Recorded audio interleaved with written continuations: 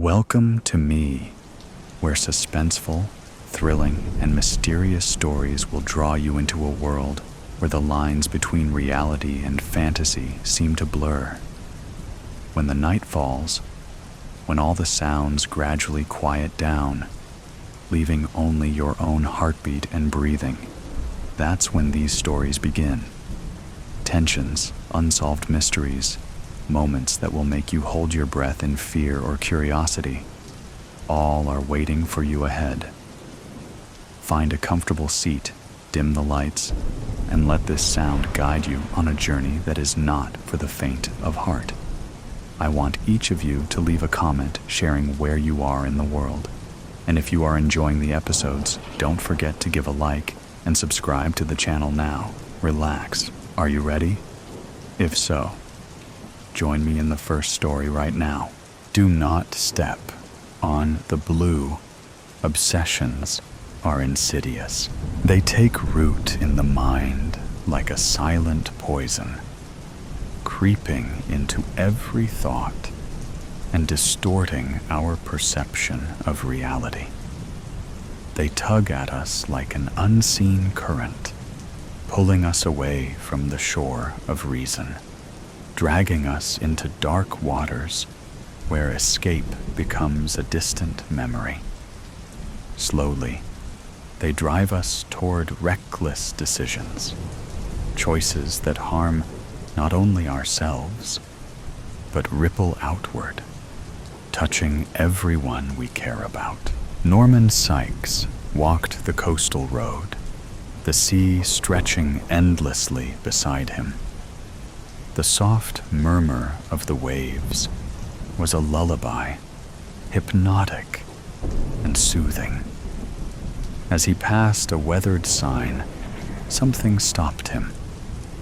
He took a few steps back, brushed a stray lock of hair from his eyes, and read it again. Do not step on the blue. That's odd. It usually says, do not step on the grass, he murmured, his voice barely above a whisper. His gaze wandered instinctively toward the sea. Countless tangerine peels floated aimlessly on the surface, moving in lazy, slow circles. His breath caught. Then he woke with a jolt, his heart thudding violently in his chest. The same dream. Again, at 50, Norman had spent much of his life trapped in the clutches of obsession. He twisted door locks over and over, checking them again and again until certainty, that cruel illusion of control, settled in. There were mornings when he turned back mid-commute to ensure he hadn't left something behind, arriving late to work, to appointments, perpetually out of sync. But none of his compulsions held the weight of this fixation that had sprouted from a dream. It wasn't fear, it wasn't terror, but for reasons beyond his grasp, it consumed him. Without thinking, he began avoiding anything blue. His favorite navy suit, long tucked in the back of the closet, was now hidden away. The blue blankets he once loved were packed into storage. He even took down paintings that had a hint of blue, as if erasing the color would free him. But the dream did not relent. One evening, as he mentally catalogued every trace of blue still clinging to his life, his eyes fell on his reflection. And there they were, his deep, piercing blue eyes staring back at him. Once they had drawn people in, captivated them. Now they repulsed him. A few hours later, Norman walked out of the ophthalmologist's office, his new black contact lenses hiding his gaze. He then bought a pair of brown-tinted sunglasses to dull the sky's unrelenting blue. It helped. A little. Blue was fading from his waking world, but it still haunted his dreams. The nightmares continued, night after night. One day, exhaustion took hold of him. His legs trembled under the weight of sleepless nights. He found a bench at the edge of a park, collapsed onto it, and checked the time on his phone. He should have been at work hours ago. His eyes were sore, aching from lack of rest, from the black contact lenses that felt like foreign objects against his eyes, pressing into his very soul. He hadn't taken them out in days, and the constant pain was a reminder of the obsession that had consumed him. He had always believed control was the answer. If he could just manage his thoughts, his actions, he could maintain order. The faint echoes of his dream lingered. The blue, the tangerines, the sea, strange but familiar, all-consuming. He walked on, each step heavier than the last. Shops, people, the noise of the city, it all passed him by. He was lost, trapped inside his own thoughts, unable to escape. At a street corner, he saw a vendor with a cart piled high with tangerines. His chest tightened. The sight of them made his skin crawl. He couldn't breathe. Without thinking, he rushed forward, his foot swinging violently to kick the cart over. The tangerines spilled everywhere, rolling onto the street. He heard the vendor shout in anger, but Norman didn't care. He had to escape. Days bled into nights, and still he refused to sleep. It was the only way to avoid the chaos in his head. Then one morning, as he drove to work, exhaustion gnawed at him. His eyes burned, both from lack of sleep and the contact lenses that hadn't been removed in days. The pain was unbearable. He stopped at a red light, gripping the wheel, rubbing his aching eyes. Behind him, impatient horns blared. He assumed the light had turned green. Half blind, he pressed the gas pedal. His foot felt heavy, disconnected, as if it didn't belong to him. The world before him seemed to warp and bend, the street stretching out like a mirage. It happened too quickly for him to react. He never saw the van, brimming with tangerines, rounding the corner, nor did he realize the honking wasn't for him. The driver of the van swerved violently, trying to avoid him, but it was too late. The collision was brutal. Norman didn't even have time to brace himself. The crash threw him back in his seat, the airbag bursting in his face with a deafening pop. His head rang, his vision blurred, but it didn't matter. His mind was elsewhere. Tangerines exploded onto the pavement, tumbling into the sea. They bobbed weightlessly on the water's surface, like fragments of his dream. Somehow real. A motorcycle became entangled in the crash. Its rider hurled onto the counter of a small paint shop. Norman barely registered the chaos around him. It was too much. A bucket of paint flew through the air, landing in the grassy park nearby, right beside a sign that Norman had passed countless times before. A sticker on the bucket read, "Blue."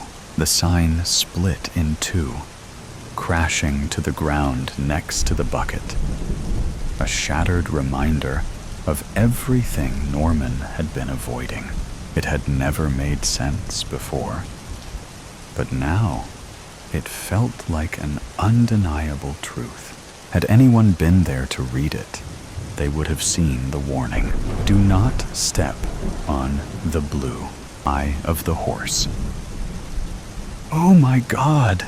shrieked the women sitting in the airport van, third and fourth row bench seats, as the frigid air rushed in. "No!" I yelled, now alone and motionless in the second row. I never saw a guy die before, but I wasn't totally surprised by what happened. "The door just opened, and out he went," sobbed one of the gals in the rear of the van. His body slammed onto the pavement of Pena Boulevard at 70 Mamie, then was splattered by the U.S. Foods 18-wheeler behind us.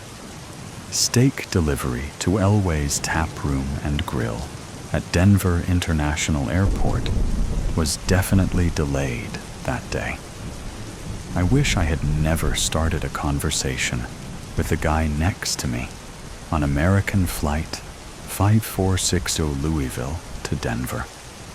Or maybe I should have warned him to just close his eyes. That day won't stop playing back in my mind. It started innocently enough. "Hi, I'm Jim from Meeker." "Where are you from?" I said to the guy in the window seat. "My wife Annie says that if I get the middle seat, I should always make friends with my neighbors to avoid any armrest fights." I flashed him my biggest gas and oil business smile. "Oh, hello. I'm Brian from Kentucky. Well, at least originally," he replied while extending his oddly sweaty hand.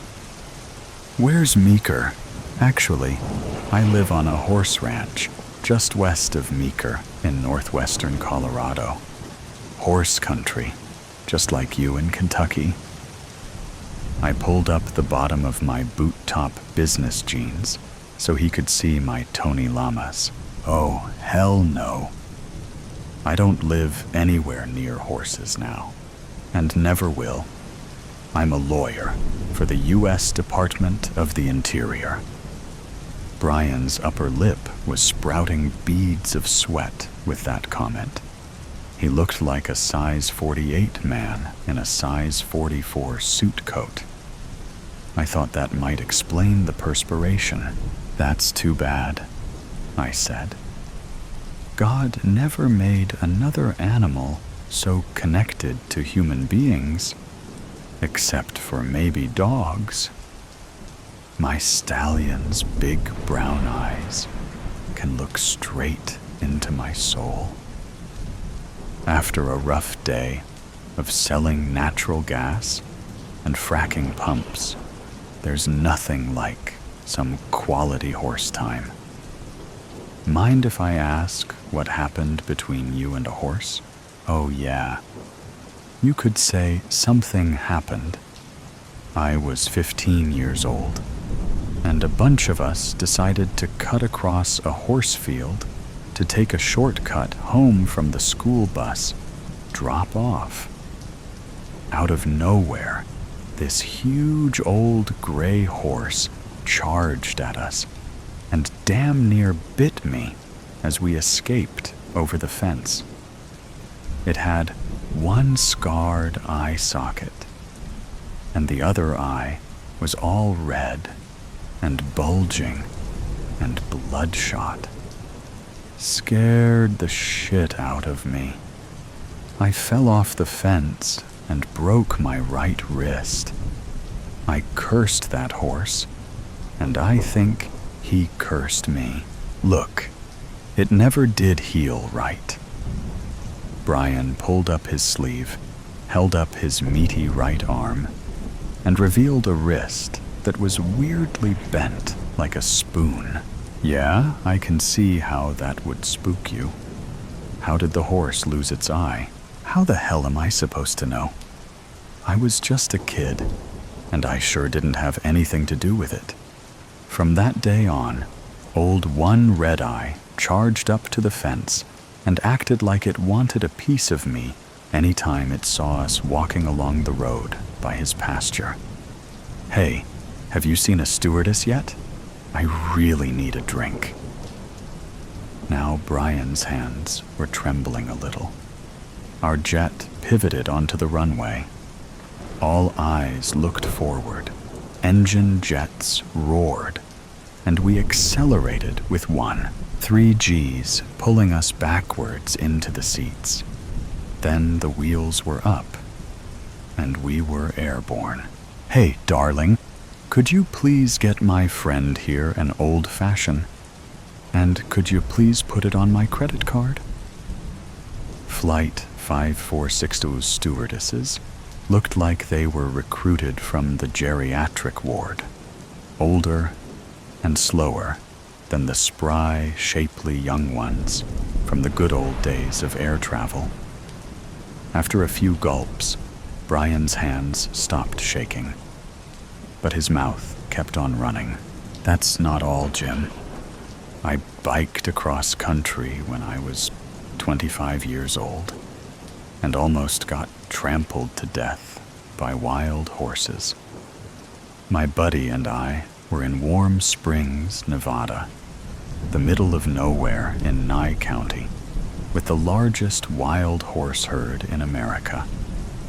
Warm Springs had a one-building combined bar/restaurant/gas station/grocery store.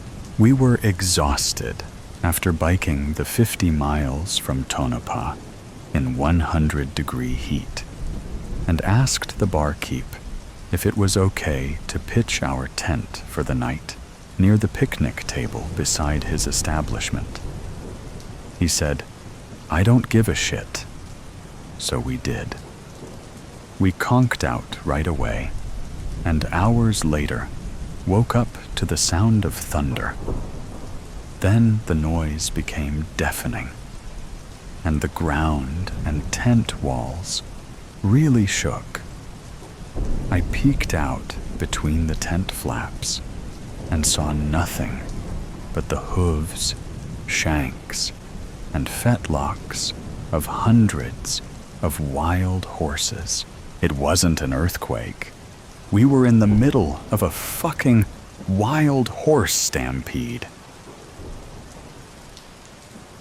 Brian's eyes were now bugging out, and his face was red, wet, and kind of wild looking as he continued. He leaned in toward me and spoke in a whisper. "Jim, I curled up in the goddamn fetal position, preparing to be killed by horses. I don't mind telling you that I actually pissed myself." The guy in the aisle seat, who I never did get to make friends with, heard what Brian said, shifted away from us, and put on his headphones.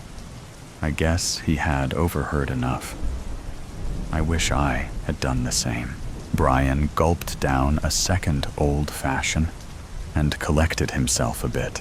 "Jim, when the noise stopped and the dust started to clear, we crawled out from our tent, expecting to find our bikes, and our gear flattened and mangled. But Jim, not a single tent stake or guy rope was disturbed, and our stuff was untouched. There was no way I could sleep after that shit. And we had 75 miles of desert road with no water between Diablo and Ash Springs. So, my buddy insisted that we pack up and pedal before the sun came up. I wasn't too thrilled about him pushing the whole ride in the dark idea. Just as we made it to Diablo, I heard a sound like horses snorting off to our right. And Jim, I swear, I saw one of those wild horses staring right at me with two glowing red eyes. My buddy said I was seeing things, but I know what I saw. Right then, my bike freewheel jammed and sent me flying over the handlebars. I didn't break anything, but I whacked my shoulder and scraped the shit out of my leg. That was it for me. He rubbed his left shoulder like it happened yesterday. The armpits of his polyester suit coat were soaked. I wish I had told Brian that I needed to get some sleep before we landed in Denver. But I didn't. He might be alive today if I had ended our conversation right then and there. Jim, don't you know the only building in Diablo, Nevada, was a road maintenance garage? The night shift worker there refused to lend us the use of their tools. Sorry, state property boys. So I stayed there till the sun rose and hitched a ride to Las Vegas and flew home. Instead of a relaxing flight home, I got the scare of my life. Brian took another swig from his drink. Jim, I sat next to this Navajo Indian dude on the plane ride home and told him my story, just like I'm talking to you. He was tall, wore a fancy black suit, and had his hair all pulled back and tied by a white cloth, but smelled like he just came from a campfire. He never said a word until he slowly turned toward me and said, "My people believe the sun-bearer created the horse and placed the stars and the dark universe in the horse's eyes so they can see the dark.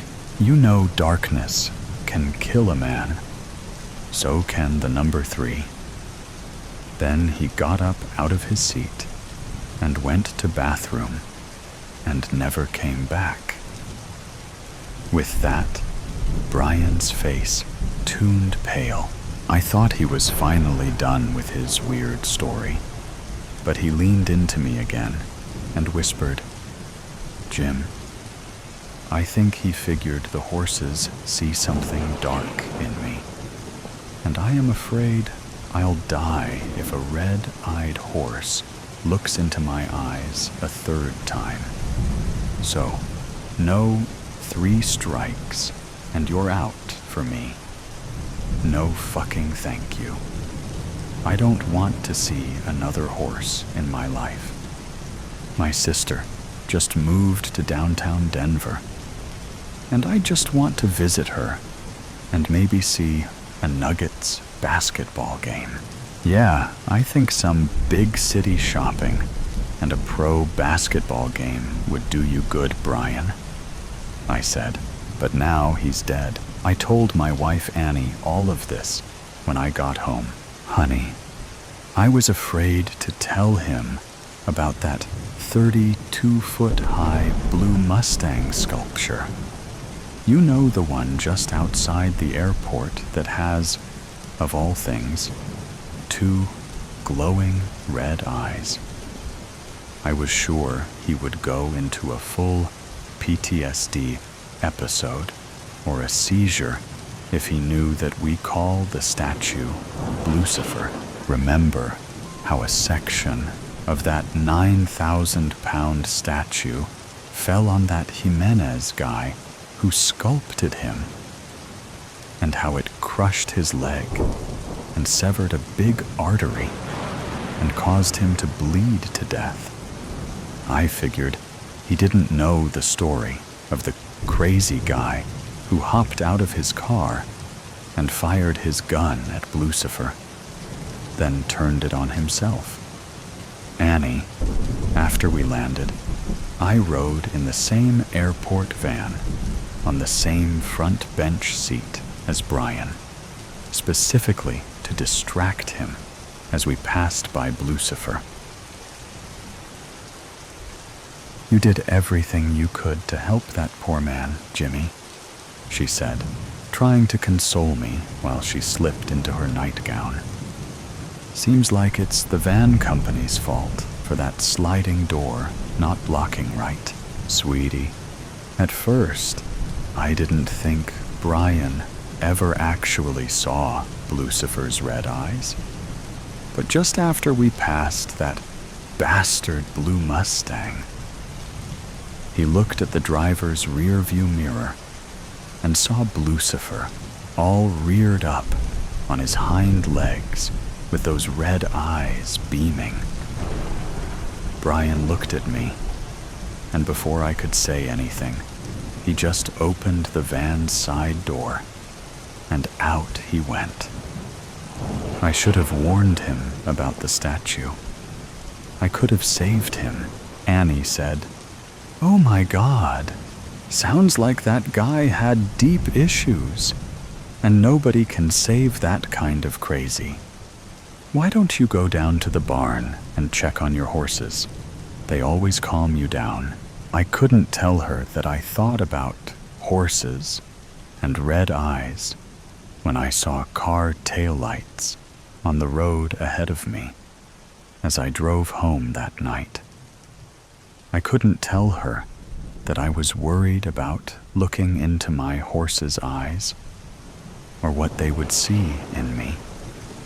I couldn't tell her that on my last business trip, I had sat next to a Navajo Indian.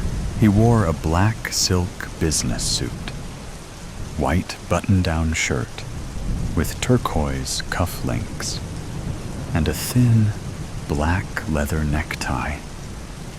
His long black hair was pulled back in a traditional CL hair bun, and he smelled of burnt sage. He only spoke one sentence to me, and then got up to go to the bathroom and never returned. I hadn't even introduced myself yet. He simply turned to me and calmly asked, "Aren't you worried those natural gas and fracking pumps are harming Mother Earth?" Bafts. "I don't think you should." I really don't think you should. Get your anxiety under control. Do you know the consequences of doing something like this? Do you know the consequences of not doing it? We could die. We could die. So many more can die if we don't. You're not thinking. You're being selfish. Selfish? Did you ever consider that we're here because we're heroes? Heroes? Do you have a God complex? If we pull this off, we'll save millions. Tell me that's not heroic.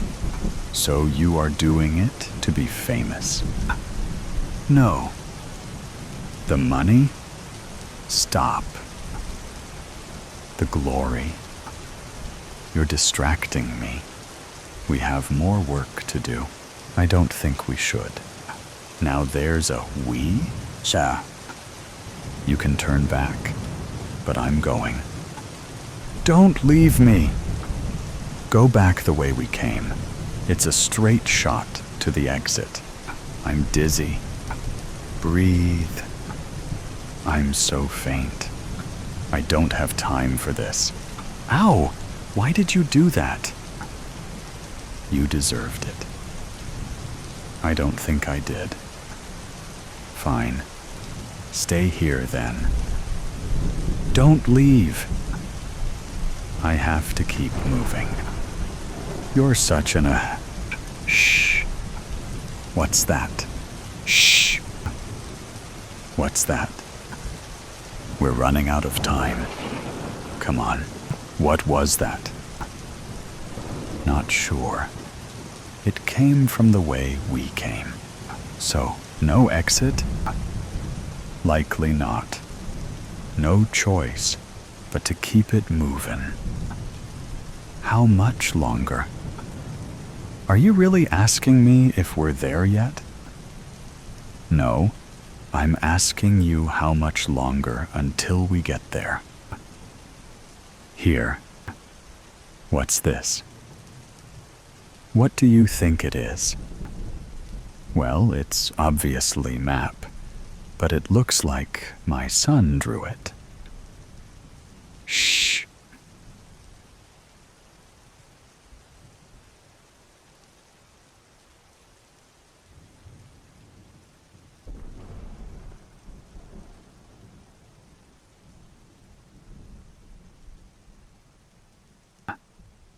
I don't know. Someone else, maybe? Shh. We're fine. Just stay quiet. Those aren't people. Get off me. Then be quiet. What? They're bats. Bats? Wait. Where are you going? Bats. Are you scared of bats? Of course I'm not scared of bats. You seem very scared about the bats. Stop saying bats. Come on, let's keep moving. Are you scared of things that fly? No, I'm not scared of bats. Now shut up and give me the map. It's okay that you're scarred down. Shut up. It's this way. Let's keep moving. Why? If it was just bats, then we can go back. Humanity's survival depends on it. Oh, really? Let's think. We're in a dark cave, trying to find the greatest threat to humanity.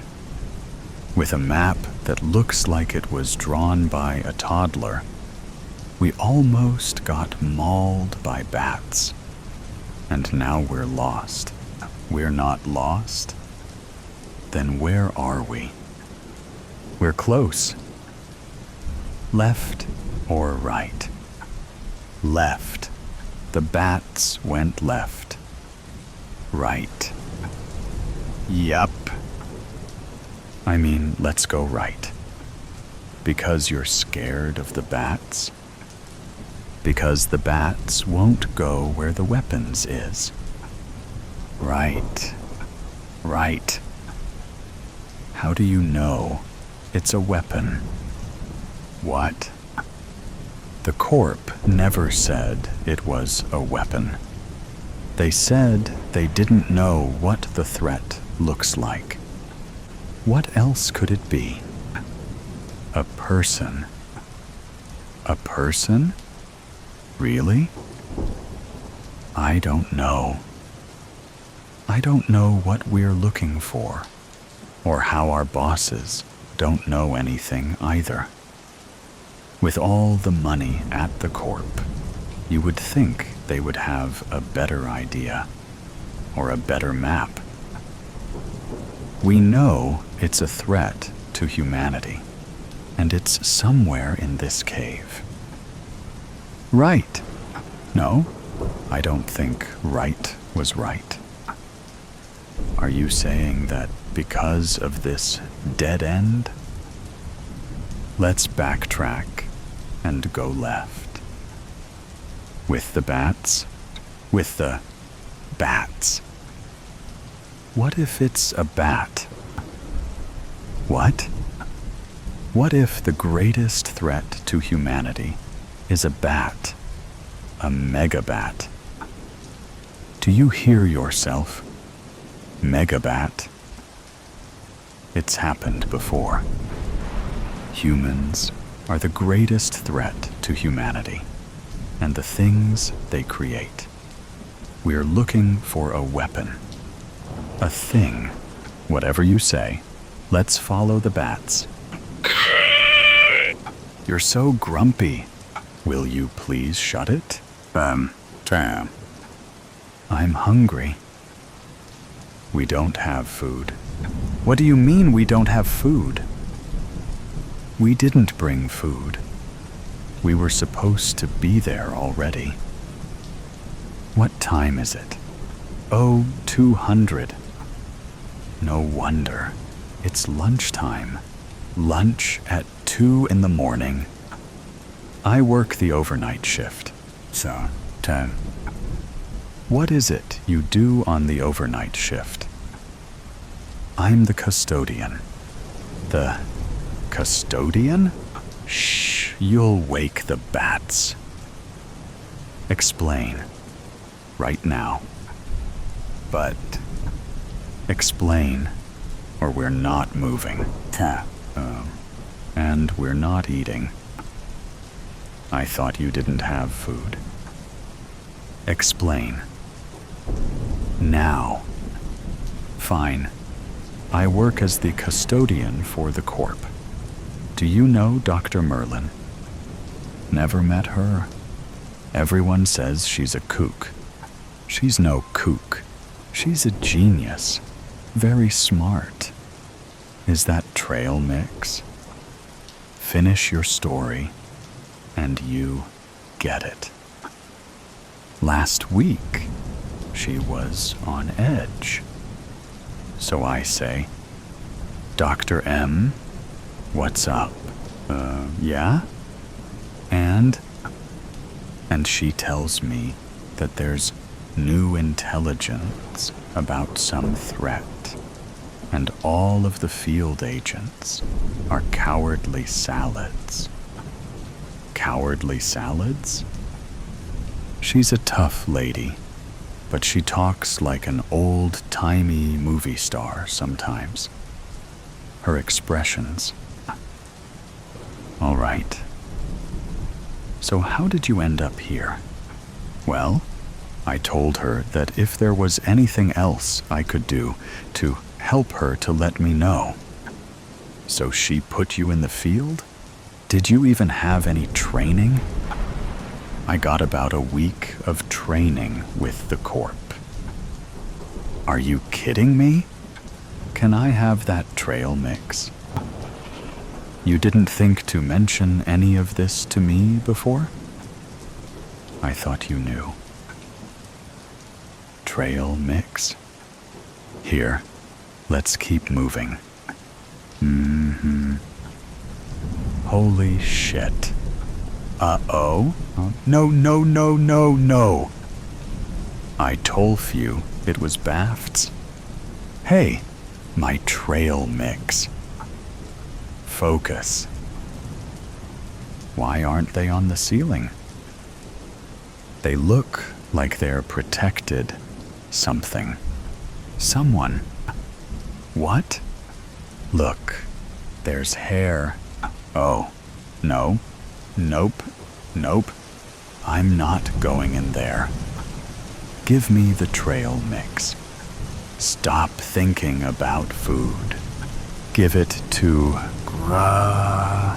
Maybe they eat trail mix. Stop throwing it. You're gonna piss them off. Look, they like it. What are you doing? They'll follow the trail of the mix. Fuck this and fuck you.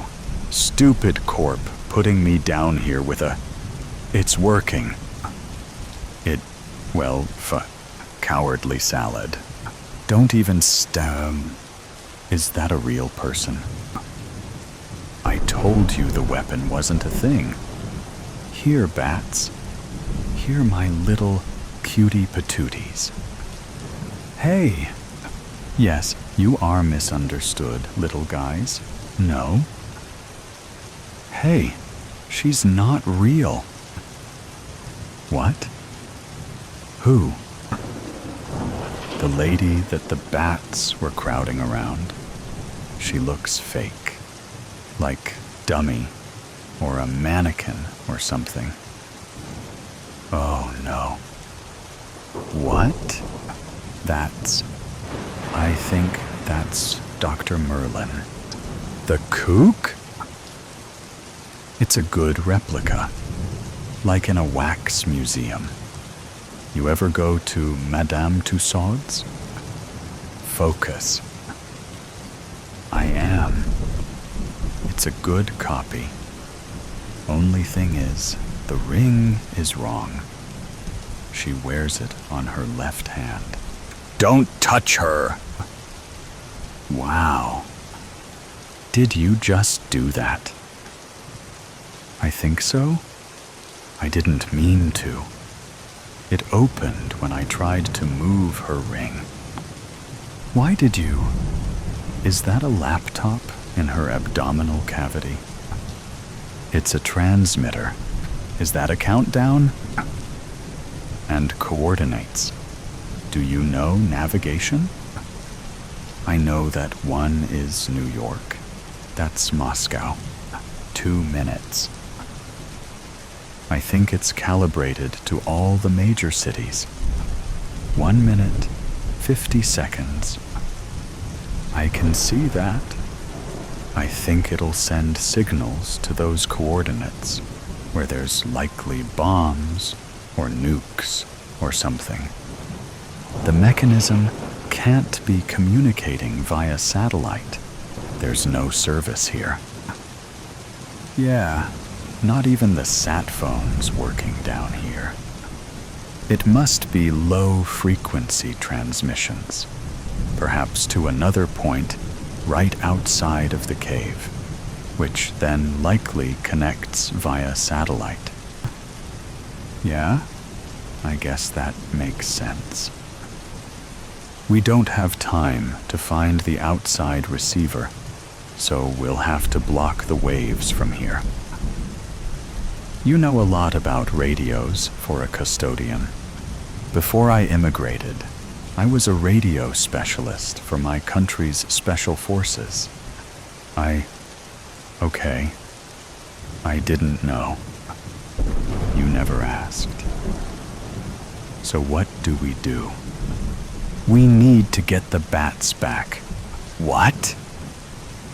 They were keeping the equipment at the ideal temperature while keeping themselves cool against metal Merlin. If we can lure them back, then maybe they can provide enough insulation to cut the signal. That's stupid. That's plan B. What's plan A? We only have 1 minute. Plan A is that I will try to jam the equipment with my tools. Okay. What can I do? Go get the bats. What? I'm not familiar with this system, so plan A might not work. 45 seconds. Get the bats back here. Scare them, and they'll flock to Merlin. How do you know that? Do you have any other ideas? How am I supposed to scare the bats? They don't like fire. Take this Zippo and make a torch from something. I don't think. 30 seconds. Merlin, what have you done? I believed in you. Now you betray humanity like this. What a shame, because you really are a genius. I have no idea how you made this transmitter, but it is very elegant. I'm impressed, disappointed, but also very impressed. 10 seconds. We're not going to make it. Oh. Yes, over here, cutie patooties. Go to your mama. Go, go. Why are you in your underwear?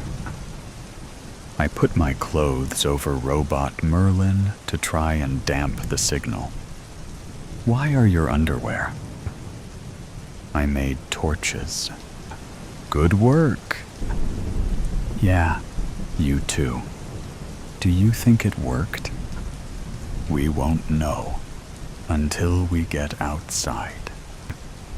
Let's go then. Here, take a torch.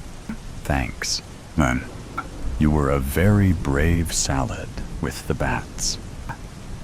Yeah, I'm sorry I didn't ask you anything about yourself, and for slapping you. All good. Do you have any more trail mix? A tale to tell. Is anyone sitting here? Harriet looked up at the older woman standing at the other end of the bench. No, not that I can see, she responded, thinking to herself, does it look like anyone sitting there? Her day had been hectic, and she desperately wanted to get home. The woman sat down, fussing her fur coat around her, and shifting her ample bosom into place. I hear the train to Fauchester is delayed. How bothersome. Yes, it is. I'm not sure what's happening. Harriet glanced at the woman and then resumed her gaze on the departure board as destinations and times flicked updates, all except for the Fauchester line, which still said departing at 14:10. It was now 20 past 3. I don't know what's happened to our railways. The older woman lifted her chin and adjusted her green cloche hat. It never used to be like this. At least someone would let you know what was going on. I just wish it would hurry up. Harriet glanced at her watch, as if doing so might cause something to happen. It really has disrupted my day. I should have been at a very important appointment in Fauchester, with my accountant, you understand. These things are very important. It doesn't do to keep people waiting like this. Really, it doesn't. Harriet glanced at the woman. She was much older than her, in her mid-60s at least. And to Harriet, the talk of accountants, her fur coat, patent leather clasp handbag, and matching shoes left her feeling rather insignificant. I just need to get home. There's so much I need to do. And I've left Freddie with... She paused. Suddenly, her circumstances seemed so trivial in comparison with the rather affluent-looking women she was sharing the bench with. Freddie? You've left him. What have you left him with? If you don't mind me inquiring, of course. We seem to be stuck here, so we might as well have a chat to while away the time. Well, you see, Freddie, he works for me at the office. Oh, I see. And you've had to leave him in charge, have you? What sort of office, if you don't mind me asking? The insurance brokers. You might know it. Harland and Tapsfield on Fountain Street. That much was true. Harriet worked as a part-time typist for the company, juggling her hours there with managing the small terraced house, her young son, and Freddie, her husband, who worked night shifts at the steel works. Oh yes, I think I do. Just near the provincial bank? Yes, I know the place. That's right. I'm a manager there. Harriet craned her head to look down the platform, hoping a guard or someone might be able to tell her when the train would be coming. But apart from other waiting people and the odd pigeon, there was no one who could cast any light on the situation. I really wish they'd let us know what's going on, she sighed. Insurance. I never could stand our insurance man. Silly little man with a pork pie hat and a mustache that always had bits of his lunch stuck in it. My husband dealt with all that, of course. Wilfred, bless his soul. You do seem very young to be in charge at an insurance broker's. Oh, well, I might only be 25, but I'm very good at what I do. I certainly wouldn't have my people going around with lunch stuck in their mustaches. Harriet gave a small smile. I'm Harriet, by the way. Harriet West. Well, I'm pleased to meet you, Harriet West. I'm Dora Barton. You might have heard of me, or perhaps not. You may be of use to me someday if I'm needing to set up any insurance. Not that I should need to mind. My accountant sorts out that kind of thing for me.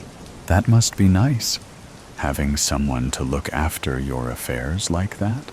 It can be quite tiring, my dear, making sure they're doing the right thing. But I expect you know what that's like. Running an insurance, brokers must be dreadfully hard work, especially for a woman. And so young, too. Dora Barton looked Harriet up and down with a steely eye, taking in her slightly scuffed court shoes and raincoat that had seen better days. Her gaze left Harriet feeling rather uncomfortable, and she shuffled in her seat, reaching into her handbag. Actually, I really must make a phone call. Make sure that Freddie, at the office, I just need to speak to him. There's a telephone booth just at the end of the platform. I'll just go and see if I can reach him. Yes? Of course, dear. I can see you must be quite anxious. I'll make sure no one takes your seat while you're gone. And Dora spread herself a little more across the seat and placed her handbag at her side. Harriet strode quickly down the platform and into the small telephone booth where she dialed the number for home. Come on, Freddie, pick up. I've only got a couple of coins, she muttered. A clunk was heard at the end of the line, and Harriet quickly pushed her coins into the well-worn slot. Freddie, is that you? Well, of course it is. Who do you think it would be? Harry? What's up? Shouldn't you be back home by now? You know I like a couple of pints before my shift starts. Yes, it's me. The train is delayed. I don't know when it's going to arrive. Could you look after Michael until I get back? Well, I don't know, love. I thought you'd be back by now. Those trousers of mine still need mending, Oh, well, Mrs. Bentley next door will have him, I'm sure, if you really have to go. I'll sort out your trousers when I get back. You know I will. You should be back by now, Harry. This isn't like you. I know. It's the train. Oh, Freddie, please just beep, beep, beep. The pips went at the end of the line, and Harriet placed the receiver back in its cradle with a heavy thunk. Hoping desperately that Mrs. Bentley would be home, she trailed back to the bench where she could see Dora Barton talking to a man in a guard's uniform. So I said back then that the service wasn't acceptable, but it doesn't seem they've taken any notice. I'm sorry, madam. Like I said, there's a fallen tree across the line, and it's taking the fellas a while to shift it. A big one it is. Great big oak tree. Must have been the storms we had last week that weakened it or something. Came all the way down the banking, it did. The guard paused and looked at Harriet. Hello, miss. I was just telling your companion here about the tree that's blocking the Fauchester line. A tree? Oh no. How long is it going to take to clear? They don't know, interrupted Dora. They don't seem to be able to get their act together. I don't think I'm going to be able to keep my appointment now. It's going to be far too late. I'll let you ladies know if I hear anything else. The guard gave a brief smile and headed towards a group of frustrated-looking people further down the platform. Did you get everything sorted out at the office? Asked Dora, budging back down the bench as Harriet sat down. The office? Oh, yes, that. Yes. Freddie is fine. He's got everything in hand. At least I hope he has.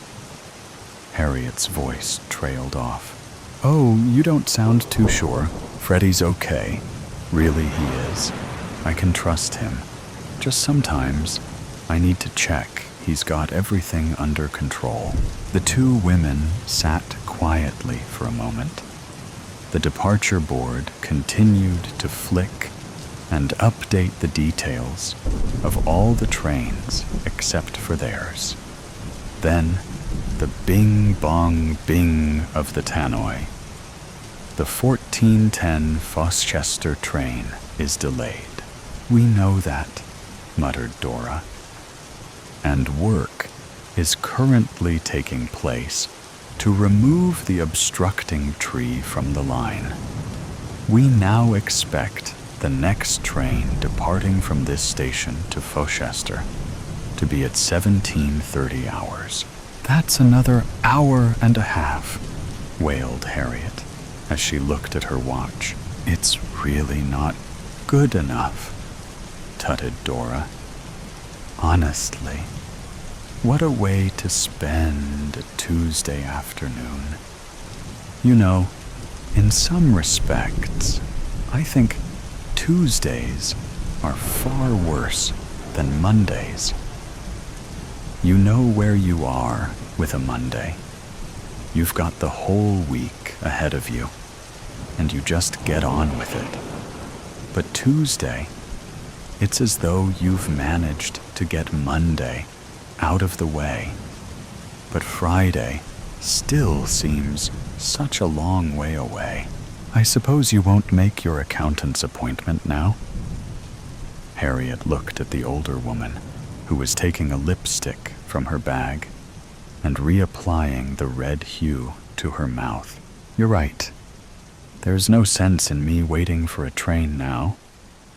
How about I buy you a cup of tea in the cafe over there, as a thank you for keeping me company, and then I'll be on my way. Well, if you're sure, that would be nice. Better than sitting here for another hour. It's getting a bit chilly too, don't you think?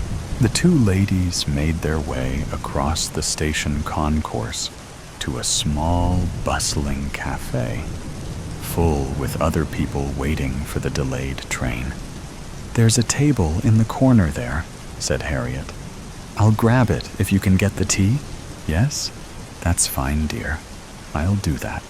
Harriet settled herself at the corner table, noting the various people who were filling the small cafe. Businessmen, people with shopping bags, women with small children, fractious at the delay. She thought of Michael and prayed that Freddie would find Mrs. Bentley at home. Her eyes shifted to the counter, where she could see Dora Barton fumbling in her bag. "Well, I'm quite sure it was here," she was saying to the surly-looking woman behind the counter. Dora looked over at Harriet and raised her shoulders in confusion. Not wanting to make a scene, Harriet shuffled her way between the busy tables towards Dora. "This lady here's got no money to pay for the tea," said the woman behind the counter, not seeming to care who could hear. And a few heads turned to see what the commotion was all about. "I do have money, I do," protested Dora. "But it's not here," she continued, looking in her bag, which, from where Harriet stood, appeared to contain only handkerchiefs and lipsticks. "Maybe you do," said the woman behind the counter, "but these teas won't pay for themselves." She looked at Harriet. "Have you got any money to pay with?" "Well, I think so." Harriet knew she only had a £1 note in her purse that she needed for the week's groceries. Dora and the woman behind the counter both looked at her, and with a small sigh, Harriet took the note from her purse and handed it to the woman. "That'll be 1.04 shillings," said the woman, as she took change from the till and handed it to Harriet. "Enjoy your tea." Back at the table, Dora lowered her voice. "My purse must have been stolen. I had it earlier. I'm so very embarrassed. Goodness knows what that woman must have thought." "I'm sure it will turn up," said Harriet, anxiously glancing out of the window to see if anything was happening that might indicate a train would be here soon. "Perhaps you left it at home."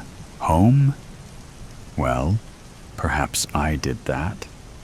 But I must thank you for paying, though I'm sure, with your job, you won't mind spending a few pennies on a cup of tea. It's so terribly humiliating to be found with no money. What must you think of me?" Dora paused for a moment, and then her demeanor changed, the earlier air of confidence almost evaporating before Harriet's eyes. "You see, they said it would always be okay. But when Wilfred died, Wilfred was my husband. Understand? Well, what can I say? He left me in rather a pickle, I'm afraid." "Oh, I'm sorry." Harriet sensed the change in the woman and softened her tone. "What happened to your husband?" "I really don't remember. It was so long ago. I was playing Titania in A Midsummer Night's Dream at the Palace Theater at the time. Everything is such a blur. I'm sure I remember the funeral. The lovely man who played Puck was there. He said something. I can just remember.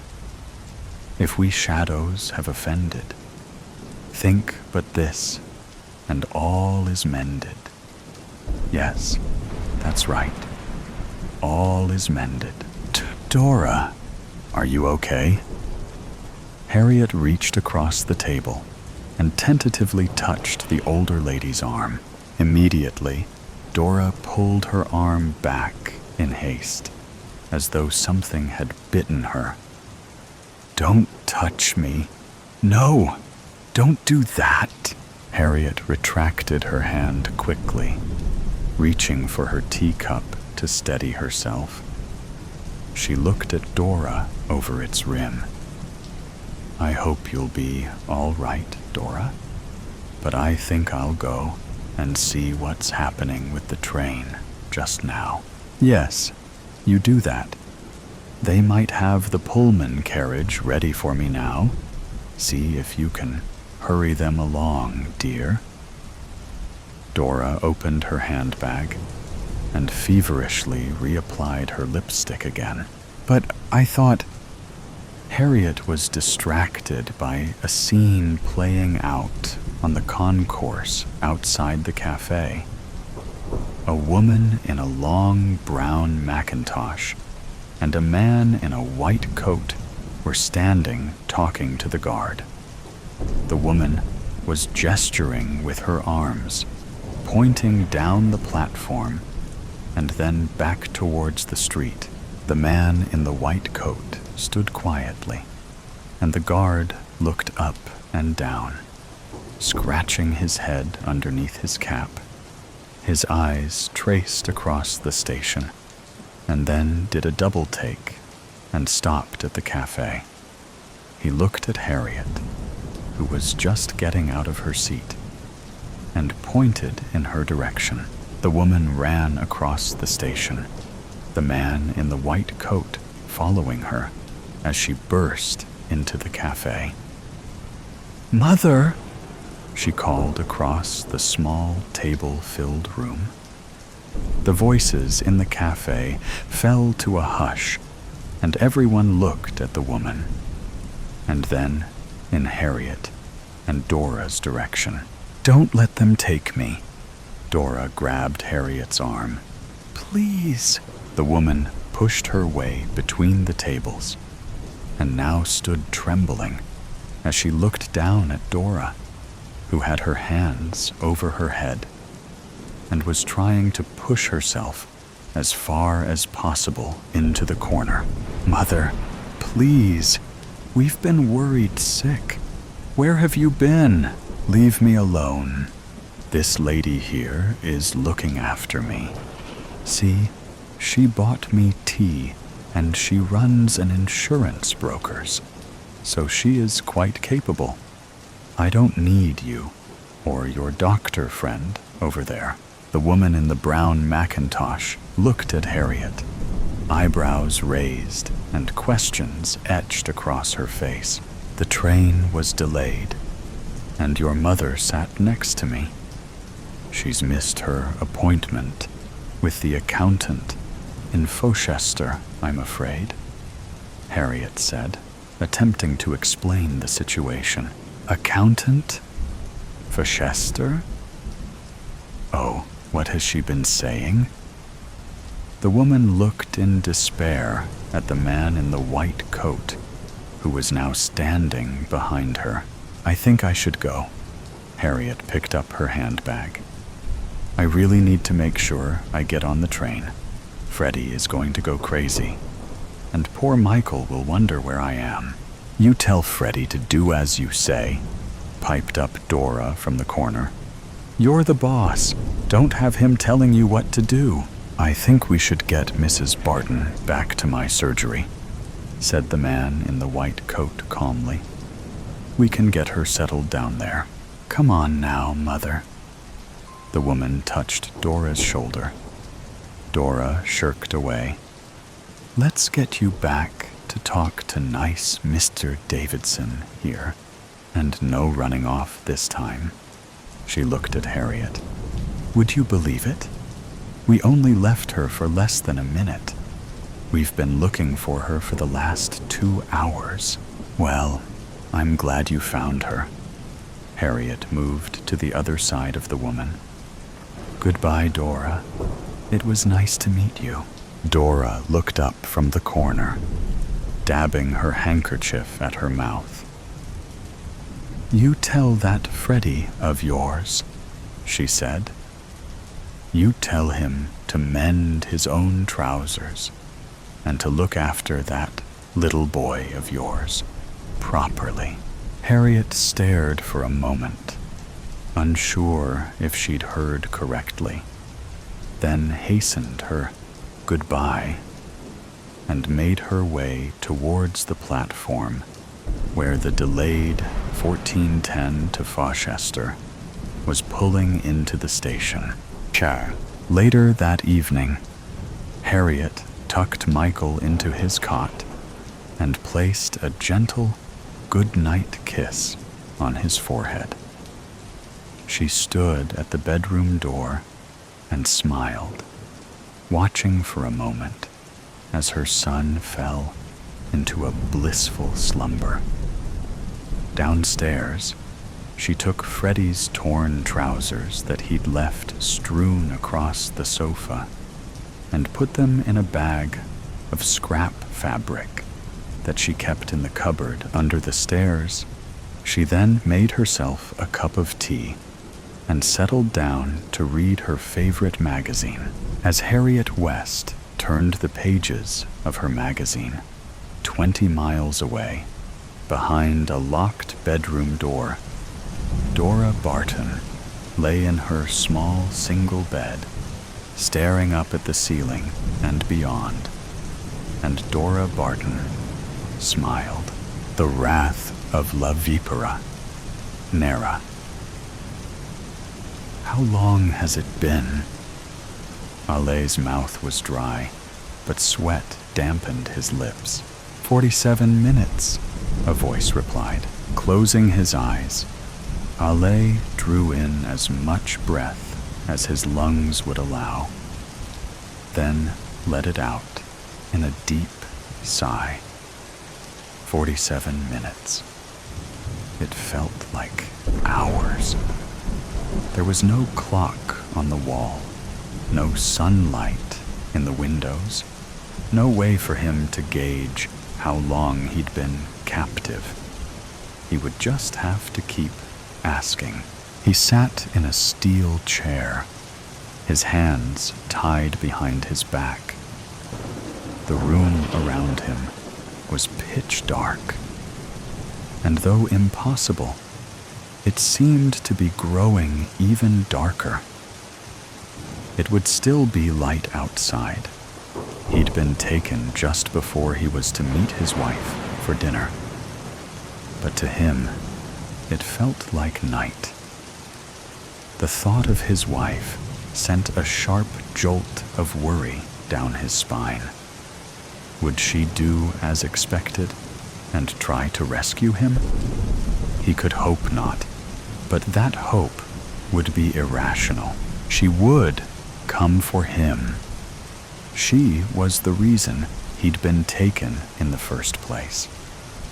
The only ounce of hope that remained was the certainty he had that she would not make rash decisions.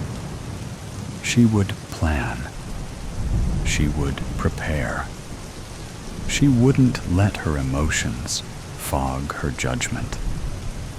At least, he was pretty sure she wouldn't. He tried to use his brain. He tried to gather as much information as he could, but the room seemed to muddle his senses. The air was thin, hot, and smelled of dust. An attic? No, the floor was cool, hard, concrete. It felt small enough that had they not been tied, he could reach out his arms and touch both walls. But whoever spoke to him certainly was further than that. Their voice didn't bounce off the concrete floor. It didn't reverberate off any walls, but he could tell which direction it came from. They weren't close enough that he could sense them near him, but the room felt far too small. for them to be more than an arm's length away. He would have to rely on something else. What could he remember? He had just left the house. His head was down, and he was fiddling with his car keys. He didn't see them coming. He was suddenly flung forward, having been shoved from behind with the force of a linebacker. He braced to hit the ground, but had been caught by two more pairs of hands. One, calloused and rough, covered his mouth as another threw something around the top of his head. It was soft. A blanket? A sweatshirt? Something that could be tied. He had kicked wildly, tried to pry the hand from his face, tried to scratch, tried to bite, but it made no difference. His heart was pounding in his ears, but he heard a car approach. Fear forced his muscles to tighten to the point of pain. He tasted the coppery, metallic taste of blood, but it was from his own cheek, caught in the clenching of his jaw. The sound of a car door sliding broke through the fullness in his ears. A van. He felt his feet lift off the ground, a pain stabbing under his arms where he'd been held. He came down hard on the floor of the vehicle, his face feeling cold where the hand had lost its grip. A scream grew in his throat, but hardly made it out of his mouth before he was harshly grabbed again, the hand returning to his lips. The door slid closed, and he felt the vehicle lurch forward. His hands, sweaty and shaking, were pulled behind him and tied together. Someone spoke from the front of the van, firm and demanding. "Don't hurt him unless you have to. The less damage we do, the better." That should have been reassuring, but he knew he wasn't the target. His wife had made enemies. It was inevitable in her line of work, and he knew the danger. Years with no incidents had given him a false sense of security. He should have taken the time to prepared. A self-defense class or two might have done him some good, or learning to shoot a gun. It wasn't for his wife's lack of insistence. He just kept putting it off. And now it was too late. Surely she had prepared, right? Surely she wouldn't fall for a trap like this. She was clever. He had faith in that. He didn't know how long they'd driven, not for sure, but it was long enough for the hand on his mouth to relax, and for him to know that yelling wouldn't help him. When the van stopped, he'd been pulled out of it, and carried through a heavy door he remembered hearing slam. He heard the sound of heavy footsteps on stairs, and the echoes that followed. A stairwell, then. He struggled to focus, the shoulder of one of his captors digging uncomfortably into his gut. He tried to shift himself to sit more comfortably, but he found he was held too tightly. There was the sound of unintelligible whispers, another heavy door, and moments later he was lowered to his feet and pushed down onto a hard metal chair. Alessandro Fochetta, It wasn't said as a question. They knew who he was. He wouldn't give them the satisfaction of a response. Your wife, la vipera nera. How much do you suppose you're worth to her? He couldn't fight them off. He knew that the second they'd assaulted him, but he could keep his mouth shut. He heard his interrogator tap impatiently on something. A table? I'm sure it's hard to place value on things when you're the most successful thief in Los Angeles. Money doesn't mean the same thing to you as it does to everyone else, does it? Silence. Again. Al was sure he'd make it out of this. And if his wife did too, she'd surely have something to say about being called the most successful thief in LA. Successful? Without a doubt.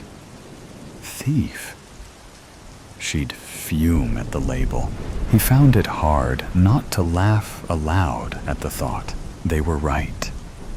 Money didn't mean the same thing to them. It meant something far different 15 years earlier, when the two of them survived off bread, peanut butter, 69 boxes of dried pasta, and canned tuna. But now? Did money mean anything at all anymore? It doesn't matter. Once she sends us $20,000, you're free to go. Al felt a smile form on his lips. He tried to swallow the laugh that was threatening to burst from him, but it came out anyway. He heard a clatter, something thrown to the floor.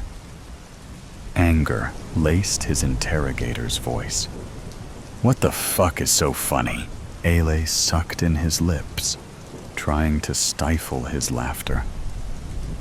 20,000. So you've gone and pissed off La Vipera Nera for $20,000? He fought another wave of laughter, reminding himself where he was. He didn't know these people. They could still kill her. There were plenty of people who'd pay more than $20,000 for her head. You could have asked her for $20,000. She might have wondered what for. But she knows what it's like to be desperate for money. It's what had gotten her into the business she was in, after all. Instead, you decided to kidnap her husband and hold him for ransom. No, I don't think she'll give you the money, even if you really were just going to let me go. I think she's going to kill you. He felt a rush of cool air as the man stood. You better hope she makes this easy for all of us. And with that, he was gone. Ale leaned back, feeling the cool steel of the chair through his shirt. It felt nice. Wherever they had him, they hadn't bothered to turn on any air. He wondered what plan his wife would cook up, and let himself imagine it for a few minutes. The silence was broken by footsteps on the hard floor, and he felt someone lean over him. His breath quickened, but he forced it to slow. Their hand gripped the cloth at his head, and he felt a rush of cooler air against his forehead as it was removed. He opened his eyes, expecting to take in a view of the room. But it was complete darkness. He didn't hear the person retreat, but he no longer felt them next to him. How long has it been? He was suddenly aware of how dry his mouth was. "Half hour?" a voice answered. It wasn't his interrogator. It was too shaky, too unsure. He sounded young. Someone roped into a task that was way over his head. Ale almost felt sorry for him. He didn't know how long his wife would take. Part of him hoped it wouldn't take long at all. But part of him knew that the longer it took, the more solid her plan would be. In the meantime, the room seemed to suffocate him. Sweat beaded on his face. He could feel it slide down his neck. He hoped he'd be conscious when she finally did come.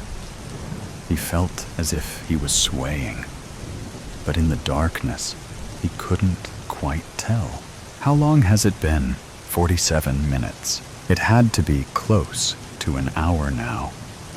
He would have to prepare himself for hours longer. He wished he had a drink. Suddenly, a wedge of light illuminated the room as a door swung open. Al turned away, unaccustomed to the brightness. Through squinted eyes, he took in what he could of the room. The walls were covered with foam squares to dampen the sound. The only furniture was the chair where he sat, and an office chair that sat parallel to him. He could see someone standing in the corner, still bathed in darkness. The person who'd been keeping track of time. How had he done so? In the dark. There hadn't been the light of a phone.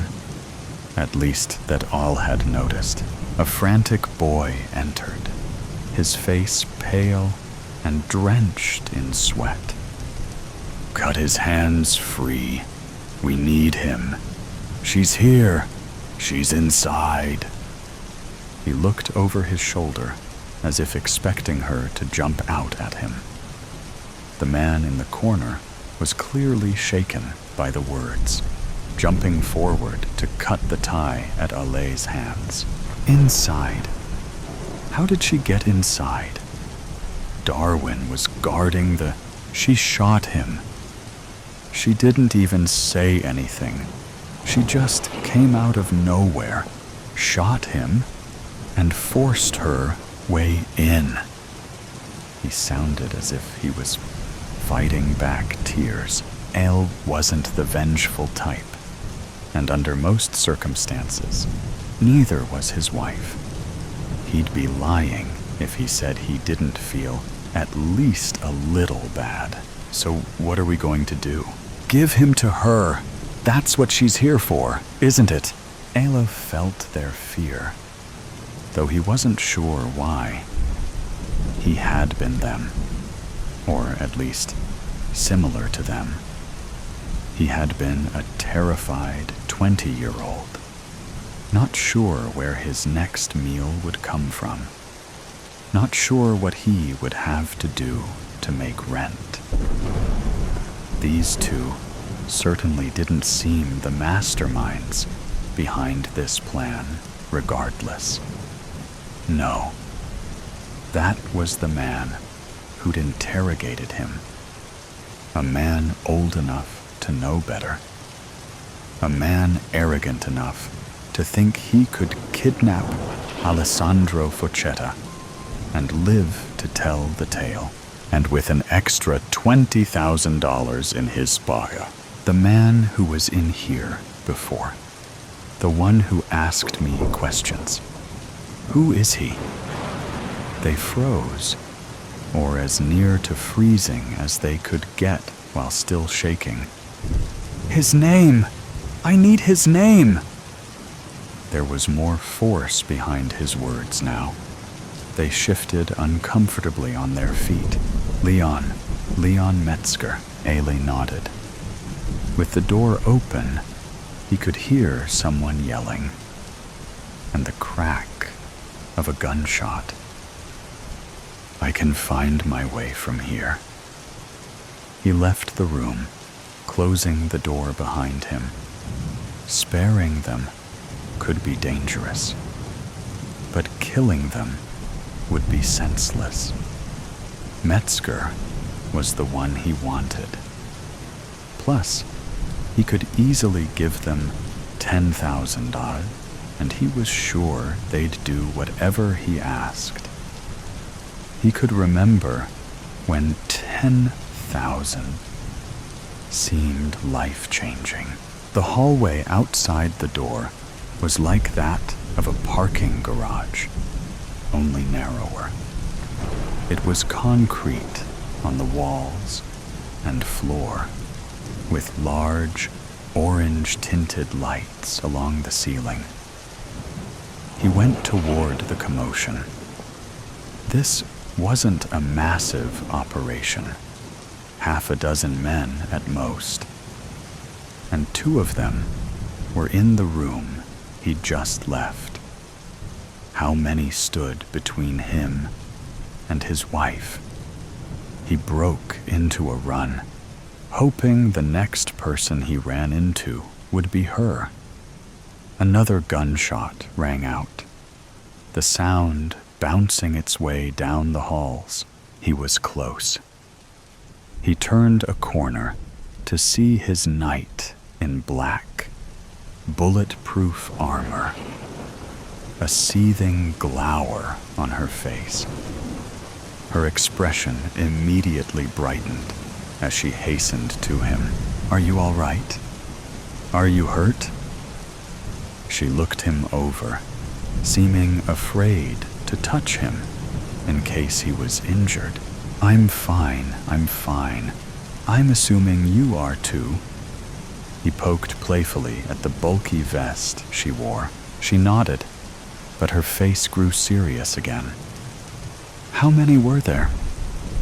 She started down the hallway, 4 at most. He would tell her the truth when she didn't have a gun in her hand, and she wasn't searching for men to kill. Leon Metzger, he's the one in charge. I've taken down 3, so that leaves Mr. Metzger. He wouldn't charge at the woman with a gun. So where is he hiding? Metzger didn't give them the chance to wonder. He appeared down the hall as if on cue, turning and confidently leaning against the wall. There she is, the famed Black Viper herself. You really are as fearsome as they say, aren't you? Honestly, I didn't. Another gunshot, then another, and another. Metzger crumpled to the floor like a thrown rag doll. All heard his wife sigh heavily, from relief, he was sure. She turned to face him, taking him into a strong embrace. The Velcro of her vest scratched at his face, but he didn't care. He was safe. She was a criminal. She drew attention and danger, but so long as she was there, he knew he was safe. She pulled back, tucking the gun against her back in the waistband of her pants. "Are you sure you're all right?" She moved her hands along his arms and chest, as if checking him over. "I'm okay, really." He held a hand to his stomach. "I'm kind of hungry, though. Starving, actually." She laughed, wrapping an arm around him and leading him towards the exit. She paid the lifeless bodies no mind as they walked past, and all did the same. We still have enough time to get to our dinner reservations, she said cheerfully as he pulled open the door for her. Actually, I'm really craving pasta. The dried pasta we used to get, with the jarred sauce from the dollar store. She gave him a questioning look, but only for a moment. Yeah, that sounds perfect. Nowhere to be found. She's gone missing? When? Last night. I woke up this morning, and she wasn't in her bed. I thought maybe she'd gone to the bathroom, but she wasn't there either. I checked everywhere. Oh my God, Tori, did you check the backyard? Maybe she went outside to play early. Of course, I checked the backyard. I checked the whole house, top to bottom. She's not the type to just wander off, especially not this early in the morning. Okay. Have you called the police? Not yet. I don't know. I was so panicked. I called you first. You know how they are. They'll assume the worst, that I'm a bad mother. Tori, stop. Listen to me. You need to call them now. The sooner they start looking, the better. Every second counts. You're right. I'll call them now. Good. I'll be right over. Just stay put. Thank you, Sam. I don't know what I'd do without you. Don't worry. We'll find her. Just breathe. 911. What's your emergency? My daughter. She's missing. I can't find her anywhere. Ma'am, can you give me your name and address? Victoria Brooks, 123 Main Street. And the missing person's name and age? Rose Brooks. She's 6 years old. She has long dark hair, light brown eyes, and she was wearing her favorite pajamas, the ones with the little bunnies on them. Mrs. Brooks, we'll send someone over to take a statement. In the meantime, try not to worry. But how can I not worry? She's just a little girl. I understand, ma'am. But it's important that you stay calm and answer the officer's questions clearly. Can you do that? Yes, I'll try. Good. An officer will be there soon. Tori, it's me, Sam. Oh, thank God. I'm so glad you're here. I'm a mess. I told you I'd come. Have the police been here yet? Not yet. They said they'd send someone over soon. Did you find anything else? Any clues? Anything out of place? Nothing. It's like she just vanished into thin air. Her bed was unmade, as if she got up normally. But her favorite stuffed animal, Mr. Snuggles, is gone too. Mr. Snuggles? That's her little teddy bear, right? Yes. She never goes anywhere without him. It's strange. Maybe she took him with her. Did you check the windows? Are any of them unlocked? I don't know. I'll check.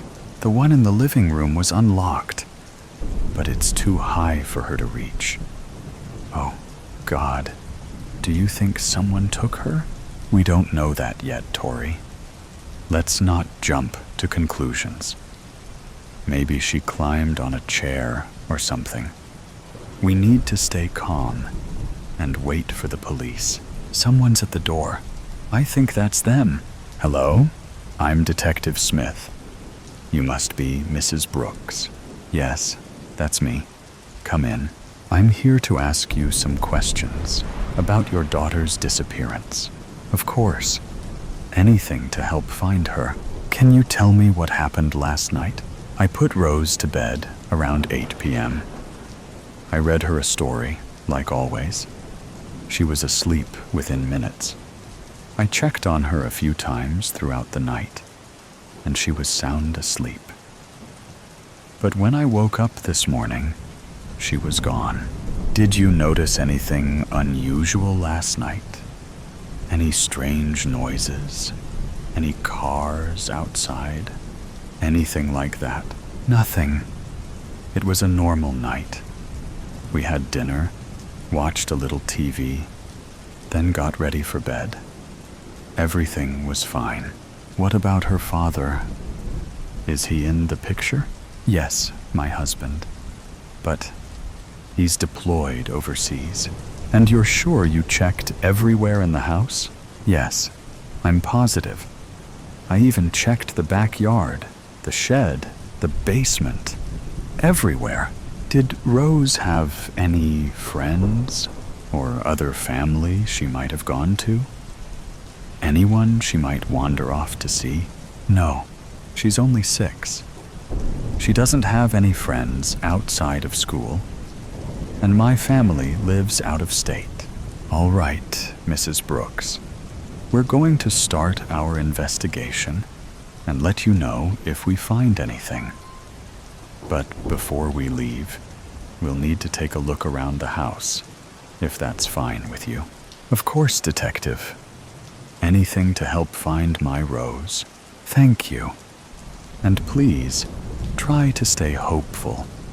We'll do everything we can to find your daughter. I appreciate that, Tori. I'm going to go check the park down the street. Rose loves playing there. Maybe she wandered off there last night. That's a good idea. I'll stay here in case the police come back. All right. I'll call you if I find anything. Be careful, Sam. Hello? Tori. It's me. I found something. What is it? Did you find Rose? No, but I found Mr. Snuggles. It was lying on the ground near the playground.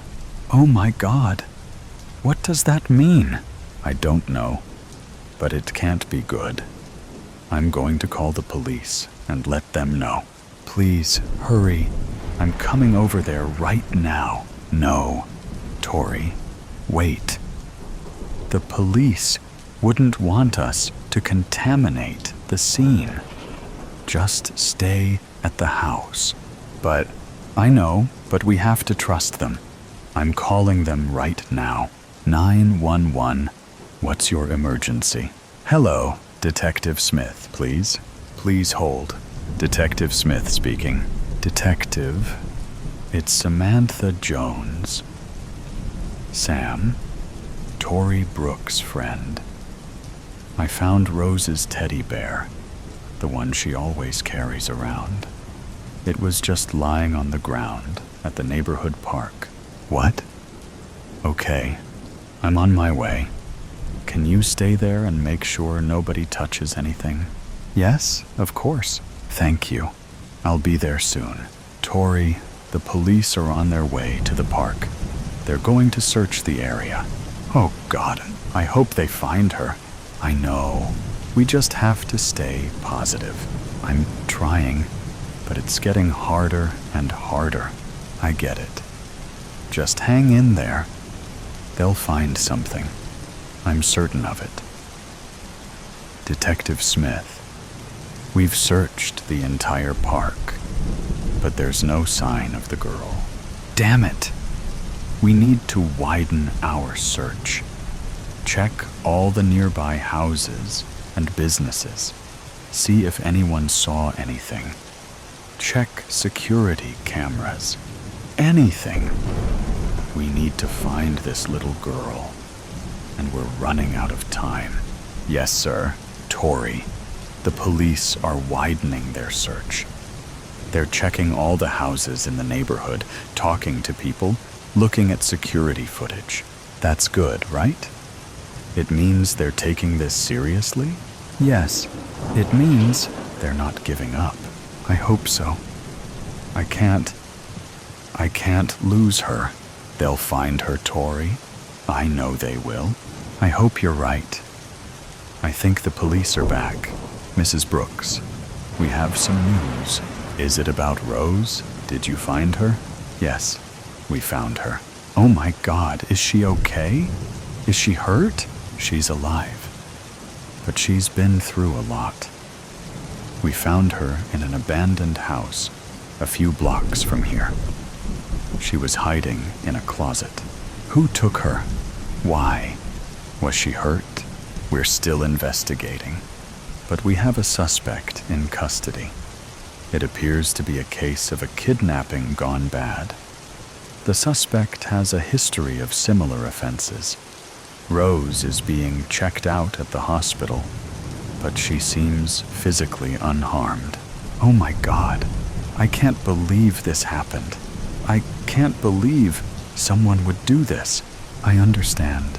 It's a terrible thing. But the important thing is that Rose is alive. Can I see her? Yes, of course. She's at the hospital right now. We'll take you there. Thank you, Detective. Thank you so much. You're welcome, Mrs. Brooks. We're just glad we could bring your daughter home. Rose! Mommy! Mrs. Brooks. I'm so glad Rose is okay. Me too. I can't believe this nightmare is finally over.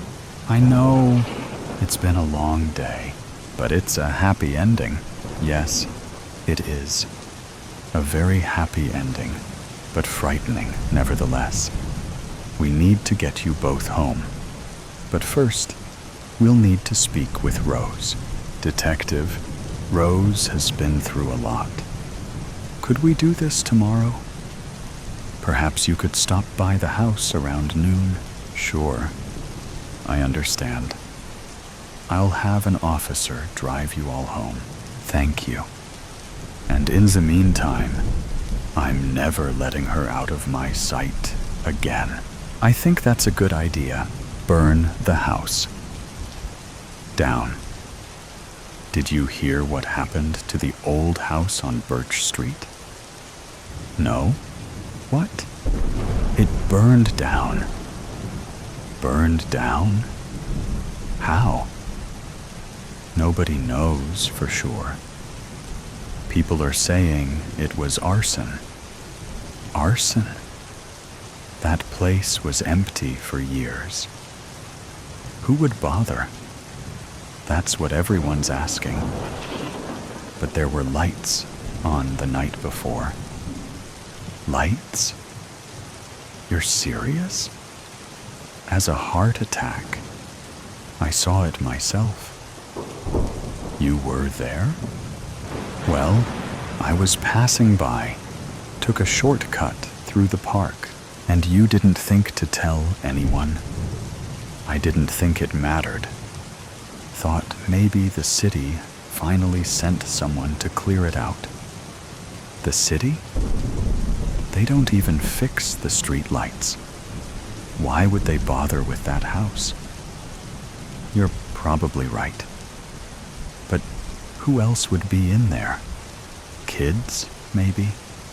You know, messing around. That's what I thought at first. But what? I saw someone. Someone?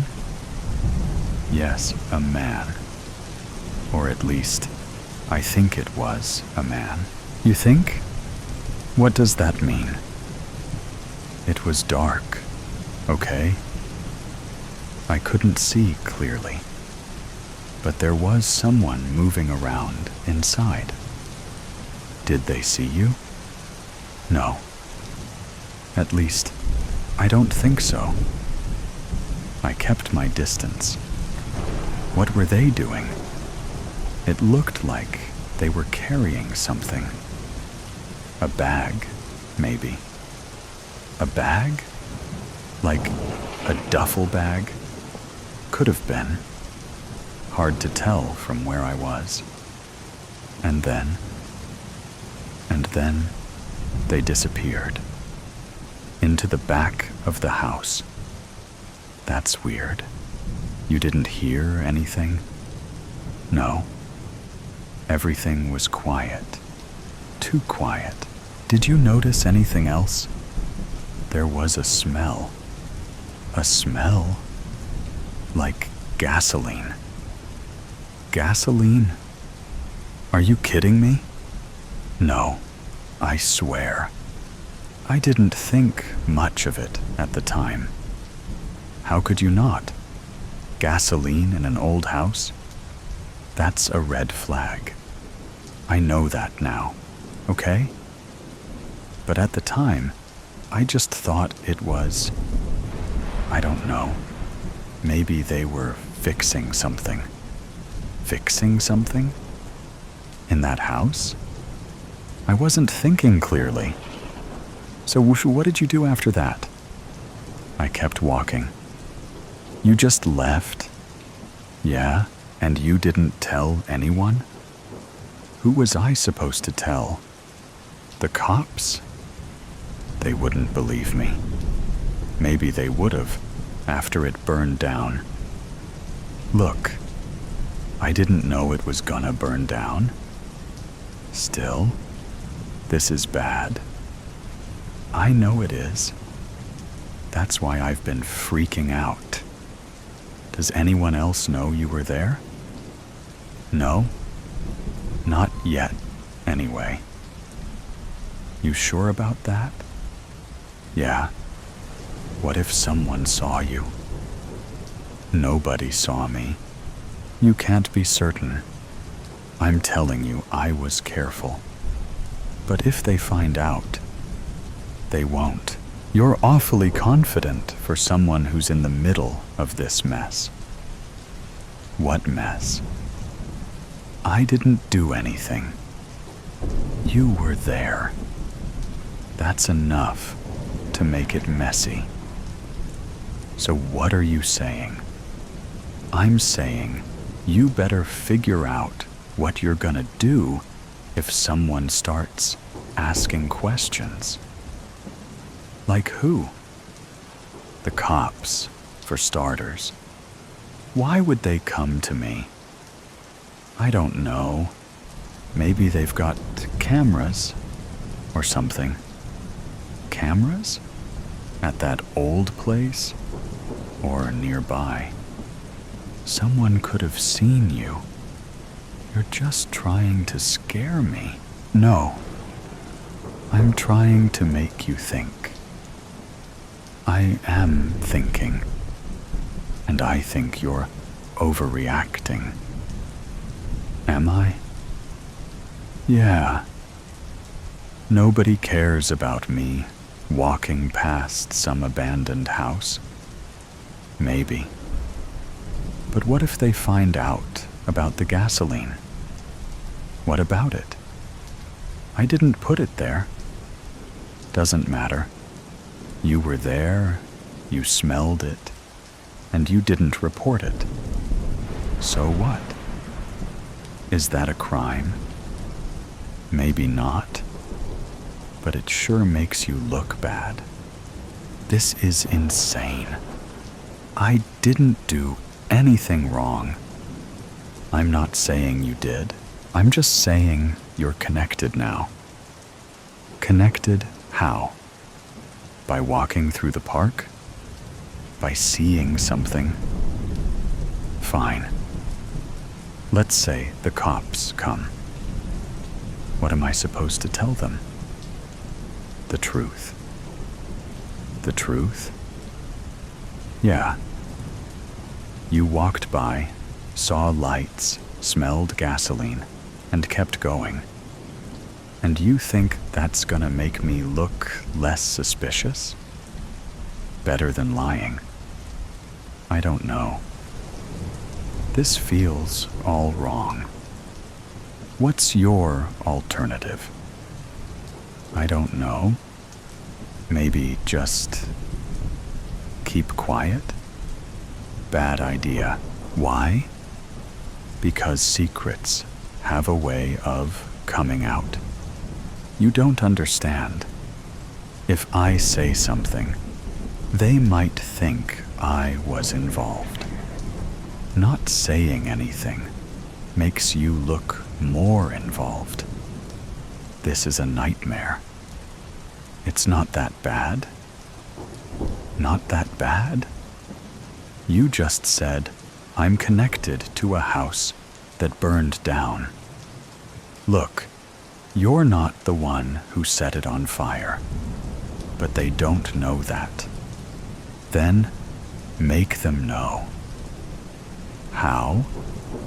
By being honest. Honest? With cops? That's a joke. You got a better plan? No. Then maybe stop freaking out and just deal with it. Easy for you to say. You weren't there, and I'm trying to keep you from making it worse. Fine. Let's say I tell them. Then what? Then you answer their questions and move on. Just like that? Yeah. You don't think they'll dig deeper? Into what? You didn't do anything. I don't know. What if there's more to this? Like what? Like, what if that guy I saw was the one who started the fire? Then it's even more important that you say something. You're not getting it. What if he saw me? Okay. Let's think this through. There's nothing to think about. If he saw me, I'm screwed. Not necessarily. How do you figure? He doesn't know who you are. What if he does? How? Did you talk to him? No. Then relax. Relax? Are you serious? Yes. You're overthinking this. Overthinking? Someone torched a house, and I was there. You weren't in the house. But I saw him, and he didn't see you. You don't know that.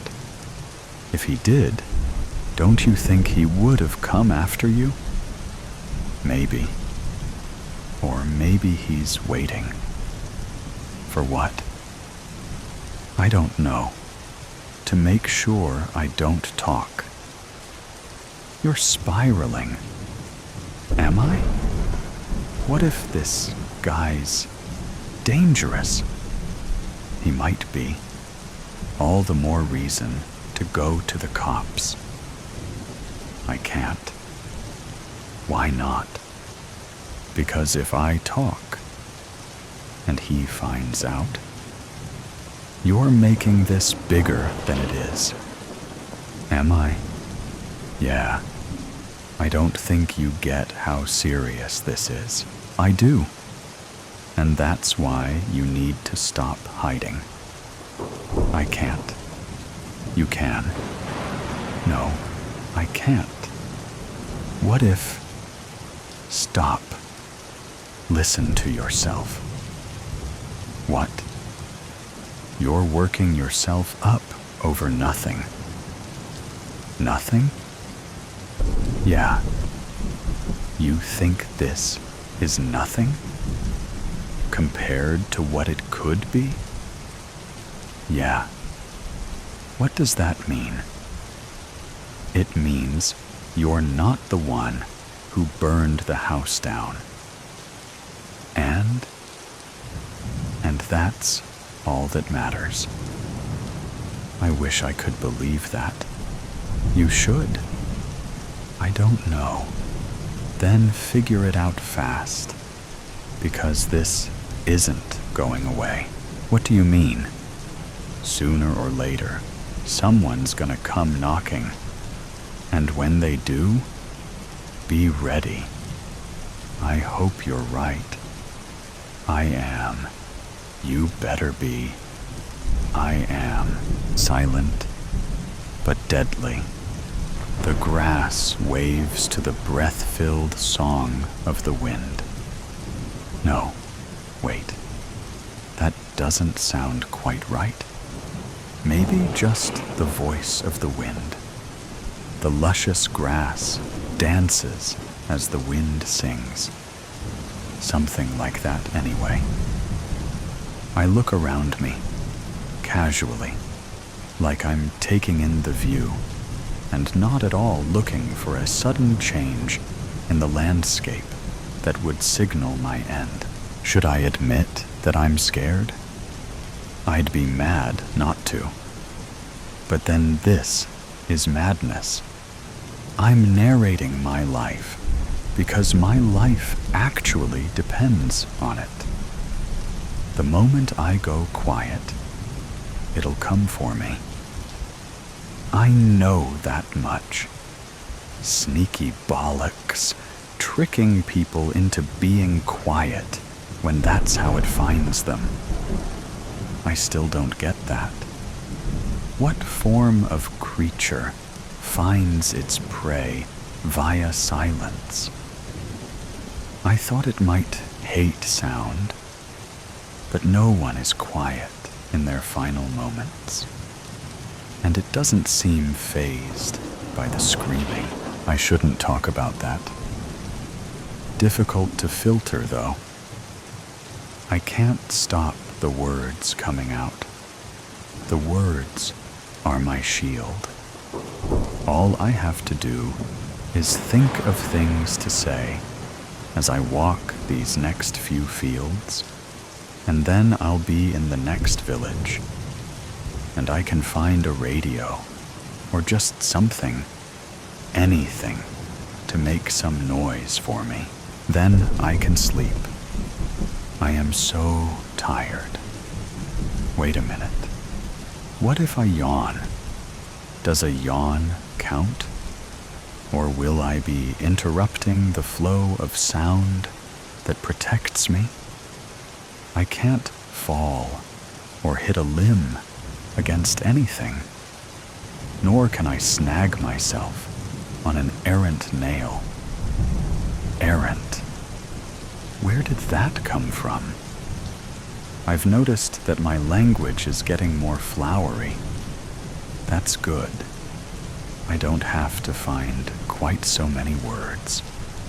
They're flowing out from me, as though the tap in my mind has been turned a little more. I never knew I had a tap in my mind. This'll do. I can manage this. And I need to stay on top of it, conscious of the stream. I don't want to get carried away and pause in a fog of confusion. I could say any old words. I could do that, but I think I'd go mad as I stirred that crazy word salad around. And then where would I be? I need to keep it together, find somewhere to sit it out, surround myself with a wall of sound, and then sleep? Sleep seems a world away. I'd need someone with me so we could take it in turns to sit watch. Would that work? Would a radio even work? Does it work if the noise isn't coming from you? Does the quality of the sound make a difference? A voice that comes from a mouth is different to one that comes via a speaker. Am I kidding myself? Does it matter that I'm kidding myself? I've made it this far, and that's pretty good. I had safety in numbers for a while back there. It's about survival now. I'm on my own. I've got to keep going. Buy myself time. The creatures might not even be here anymore. Moved on to easier pickings. I don't believe that for a moment.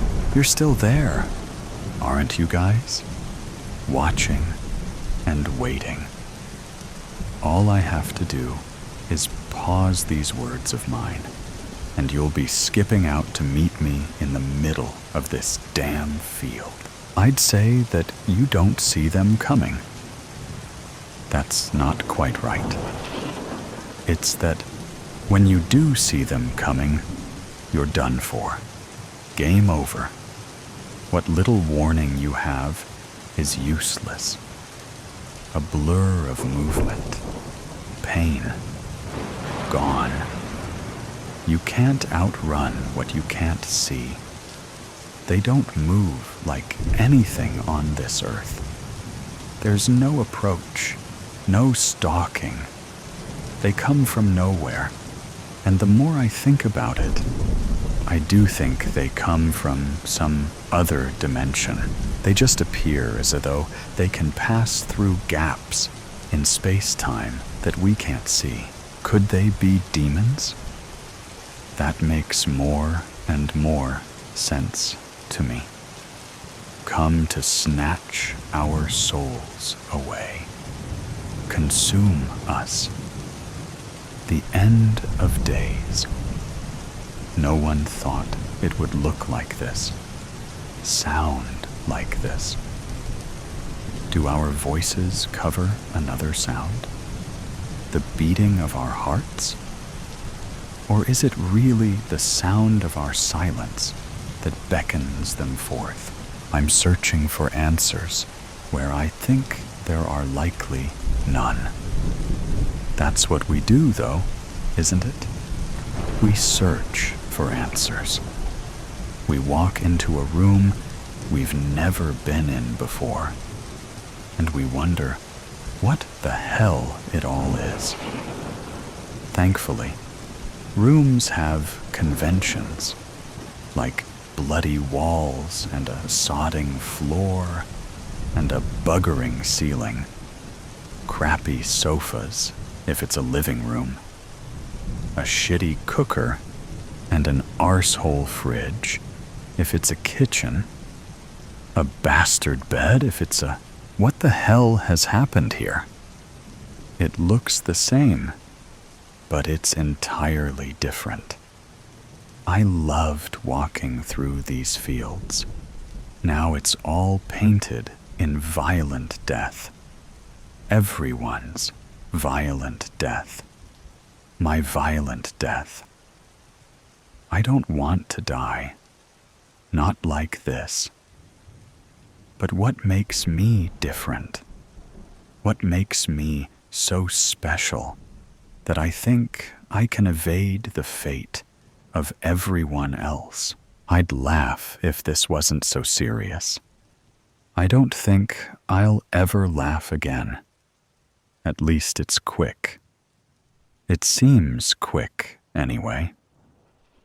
Oh, what if they drag you through those invisible gaps? What if the pain goes on beyond what I have seen?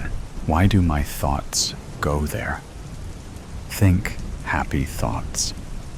Why is the bloody happy cupboard bare? I wish we lived by the sea. That would be nice. I wonder whether they can follow you over the water. I hope not. I hope there are places that they can't go.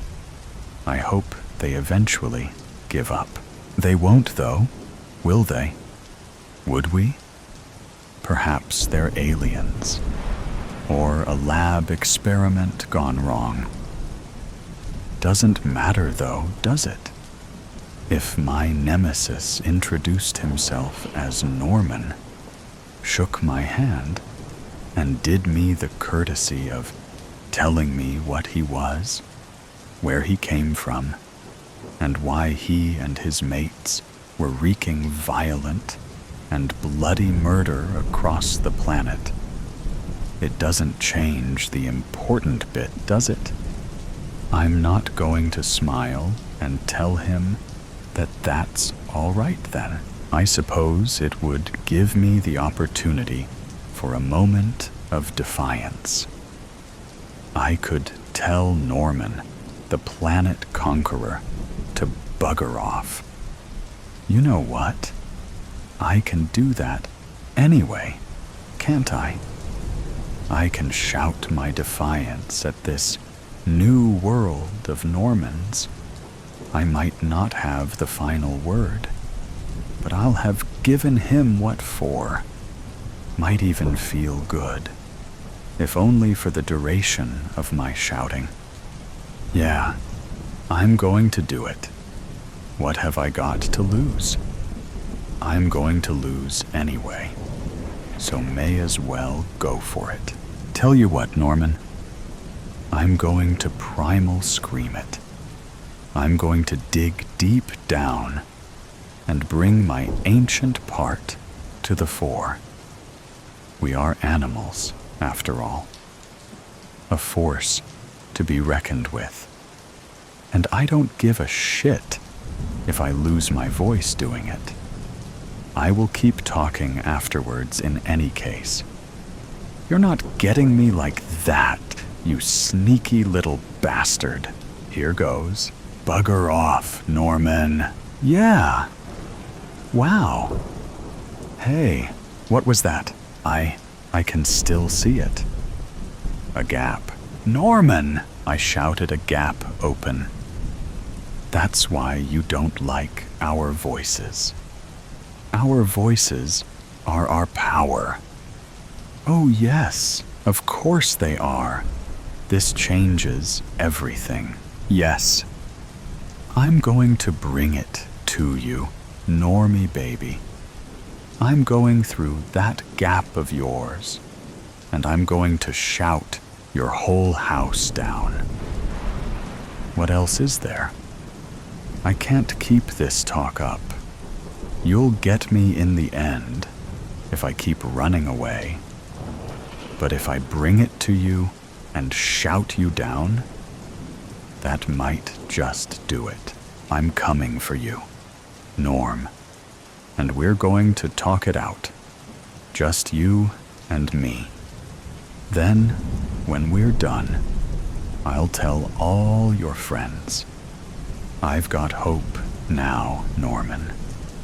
Hope and a plan. Best of all, I have belief. That makes me dangerous. We're not sheep. We were never sheep. We're not even wolves. We're different, and we're difficult. We're magic, Norman. And my words are a spell you are not going to break. Coming, whether you're ready or not. Night call. What do you want? Hey, can you come over? Are you fucking serious? It is 3 in the morning. No! So, I'm sorry. I know it's late. I just really need you to come to the house right now. I can't believe you. You blocked me. What makes you think I want to see you right now? I've been trying to reach out to you for weeks. Peter, you can lecture me all you want in person when you get here. I really need you to come over fast. No, forget it. Bye. There's a man outside. What? What does that mean? I don't know. I just woke up. I got up, and when I walked by the window, I noticed that there's this guy standing outside, and he's looking up at me. Are the lights in your house turned off? Yes, they weren't even on. Okay. How long has he been out there? I have no idea. I've been peeking out at him from behind the curtains for like 5 minutes, and he hasn't moved. Call the cops, Dylan. I don't think they'll take it seriously. He's across the street. He's nowhere near my property. He isn't really doing anything. He might just live in the neighborhood. He'll probably move along soon, but he's been just standing there for a while. It's freaking me out. Well, I don't know what to tell you, dude. Wake up your dad? My dad can't fucking walk.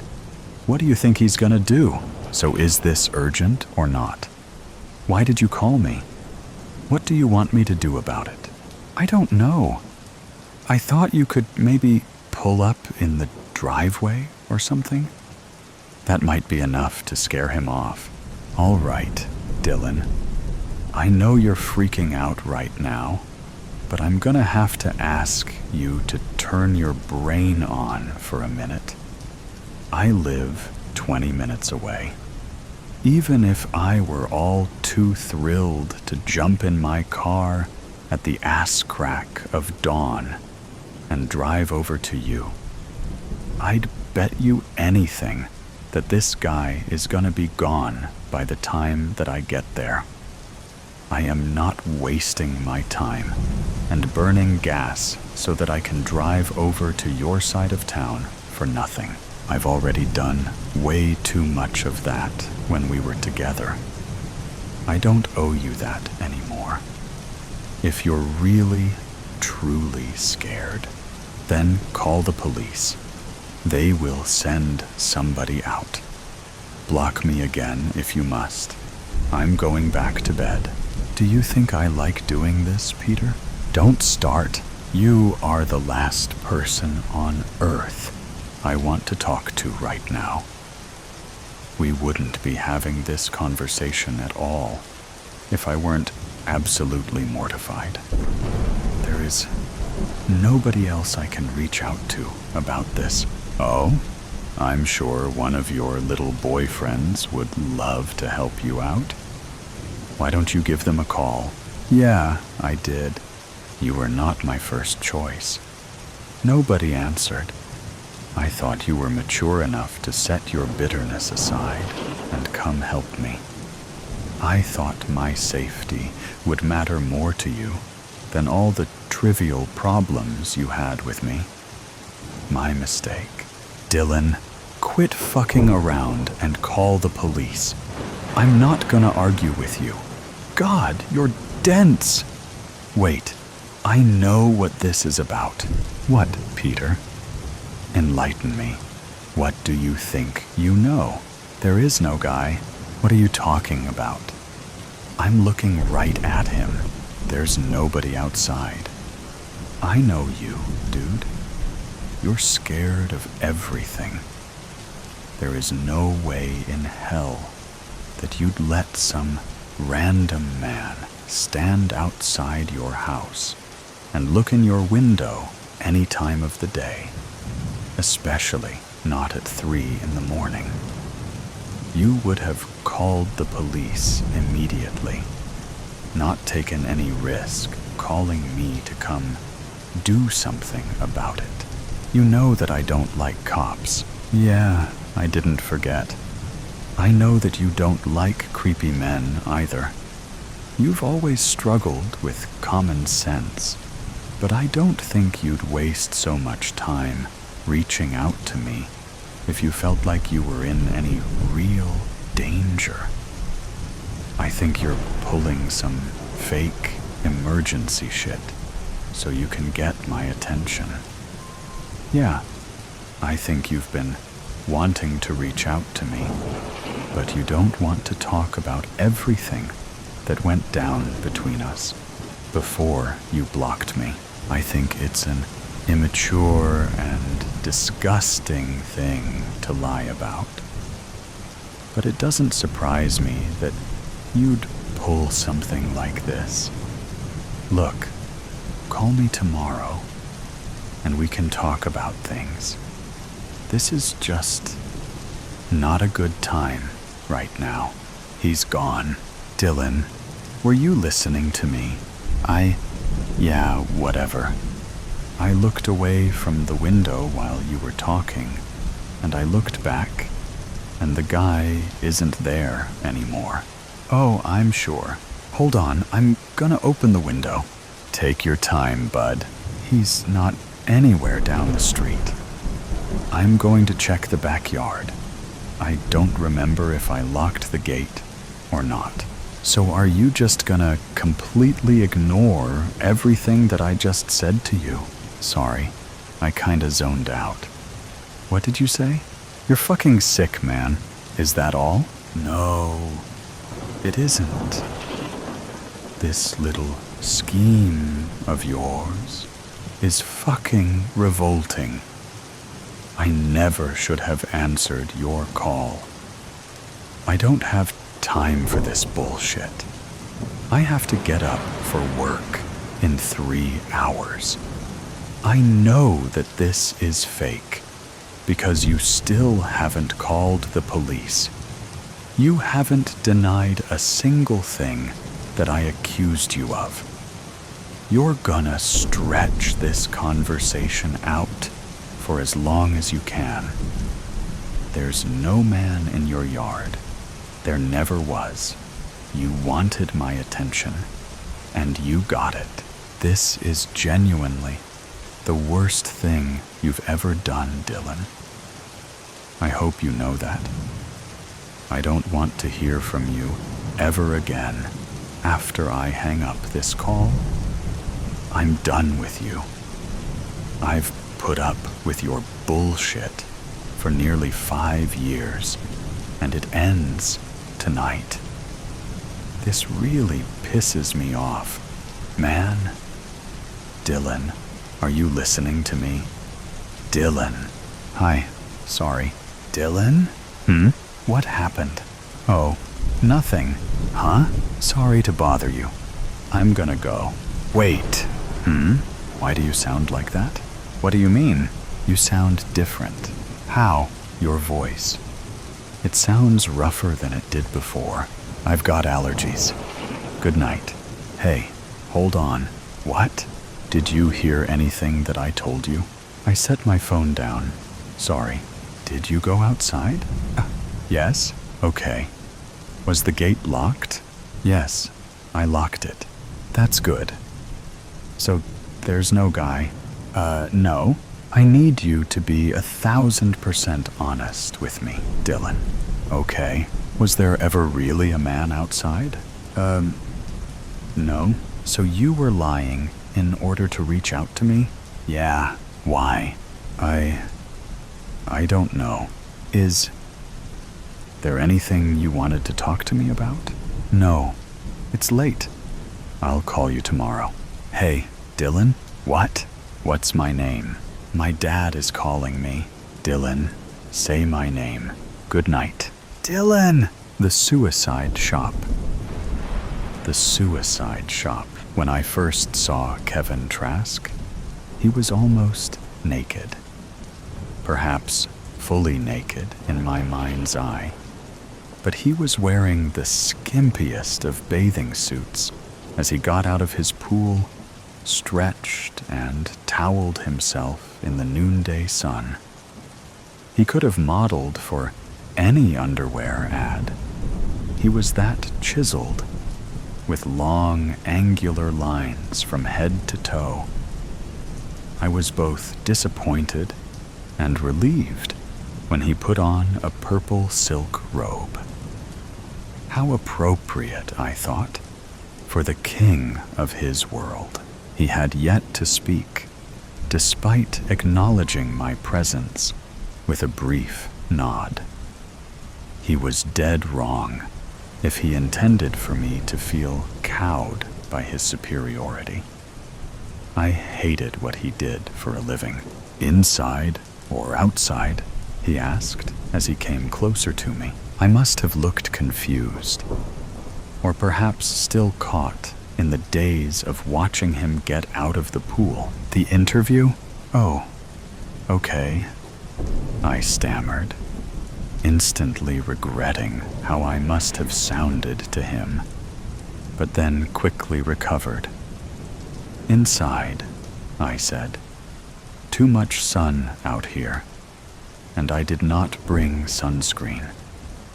Inside, I groaned, thinking I could not sound any more stupid and thrown off by his looks, like any schoolgirl, instead of a crack reporter for the Daily Interview, a serious national magazine, a Pulitzer Prize finalist, for God's sake.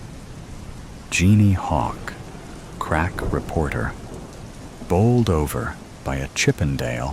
Follow me.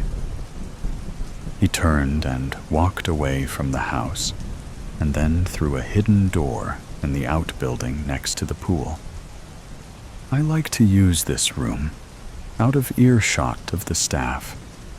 NDAs can only cover so much.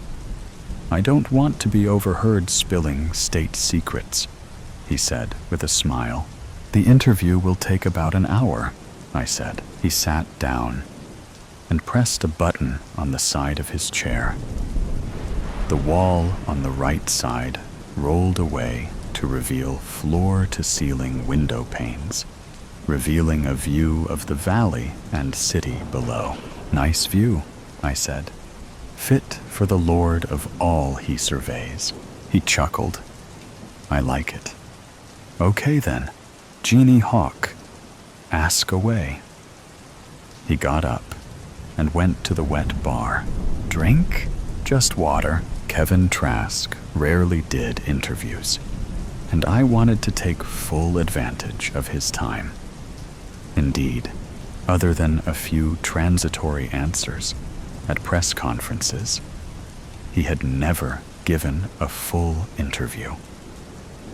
I placed my recorder and notebook on the coffee table before me, then dug into my purse for a pen. He watched me as I set up the tools of the trade. Why both? He asked. Why both pen and paper and recorder? I always like backup, I said. I never did trust technology. He shrugged. I do. I studied him, taking in the sculptured beauty of his face, the one plastered all over the country on magazines, billboards, and buses. He took you into his eyes, forgiving all, a confessor and father, brother, even lover, all at once, leaving you wanting to do nothing but fall into those eyes and let it all go, listening to his voice as he told you to come find the peace you sought, the release you need, the end you had to have. And here I was, sitting before the real person behind those ads. I shook myself back to the task at hand. This is Genie Hawk, date June 1st, 2035. So, Mr. Trask, he stopped me with a hand. Call me Kevin, he said, inviting me to continue. So Kevin, I stressed the word. How did it all start? Where did you get the idea for the suicide shop? People have always wanted to kill themselves, Genie. I made a way for them to do that, and live should they choose, and also to die should they choose that. It turns out that being able to do that all in one place made for an attractive business. My turn to hold up a hand. Kevin, if I had wanted to listen to one of the suicide shop ads, I could have simply turned on the television. Every idea starts somewhere. I want to know your start. What drove you at the beginning and made you create all this? Trask watched me interminably, emotions playing deep in his green eyes. Then he seemed to come to a conclusion. I walked into the ocean to die, and I did not die. He paused a long second, and then began again. I walked into the ocean to die, to let the waves wash over me and take me away. I thought the pills I had taken with the booze I had drunk would kick in and block any pain. I had been depressed for a long time and wanted it to end. I picked a spot where, when I sat down, the water came up to my neck. Then I waited. Oddly, I did not think about much. I just sat and waited. Perhaps it was the booze and the drugs. I don't know. But what was ahead of me was just a blank. Nothing that held any terror. I fell asleep for what I thought would be the last time. The water would take me, and I would be at peace. When I woke, the first light of dawn glimmered on the horizon. I was now sitting on wet sand, naked, the water's edge now 5 feet behind me. The tide had gone out, not in, and now I was sober and exposed and very, very naked. I raced to my clothes, still piled on the sand. I pulled the shorts on and then slipped back into my hotel room. No one saw me on the beach at that time of the morning. I would have made quite a sight to the old couples who strolled the early morning hours on the sand, hunting for shells and health. You cannot imagine how foolish I felt, both lucky and a total failure simultaneously. The odd thing was that I no longer wished to die. My depression was gone, lifted from me like a weight that held me down. I felt light and released and did not fear the future. He stopped, not looking at me, lost in thoughts of long ago. I asked, "If you did not want to die anymore, then why did you start a company that provides suicide as a service?" He returned to the present, looked at me with those eyes that poured deep into my soul, and smiled. "Have you ever wanted to kill yourself, Jeannie?" "Of course not," I said, perhaps a bit too briskly. "I don't believe you. Most people want to at least once at some point in their lives, only to be stopped by circumstance or fear. Morality offers only partial protection. When you do it, it seems like a good idea at the time. I never forgot that. I had truly wanted to die. I had no reservations, and yet I did not die. And in that not dying, my life was given back to me. I went to work in various businesses, creating a living for myself and doing very well. I watched as society's attitude toward suicide changed, and a new movement started. My life, my body movement swept the country, sometimes not easily, but it continued to grow. People had become tired of being told what to do, no matter whether it meant being told what to do to live or being told what to do to die. They looked at it like a new war of independence, and they won.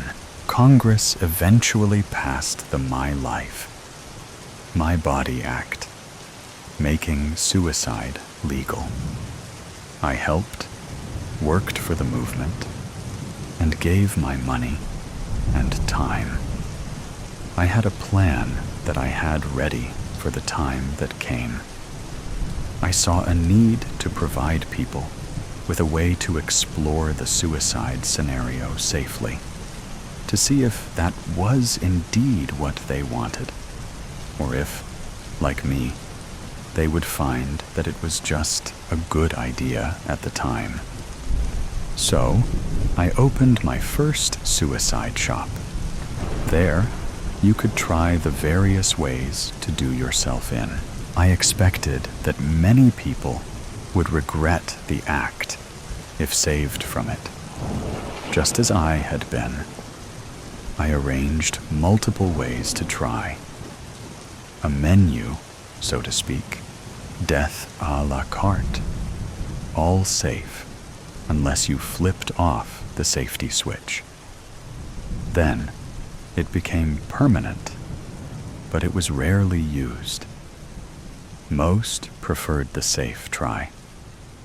The first shop was so successful that I franchised it, and it became the largest chain of any company in the country, and over the years, in the world. Would you like to see the inside of the shop? Absolutely. I followed him out of the house, down to a parking area with a large blue Rolls-Royce and a red Lamborghini.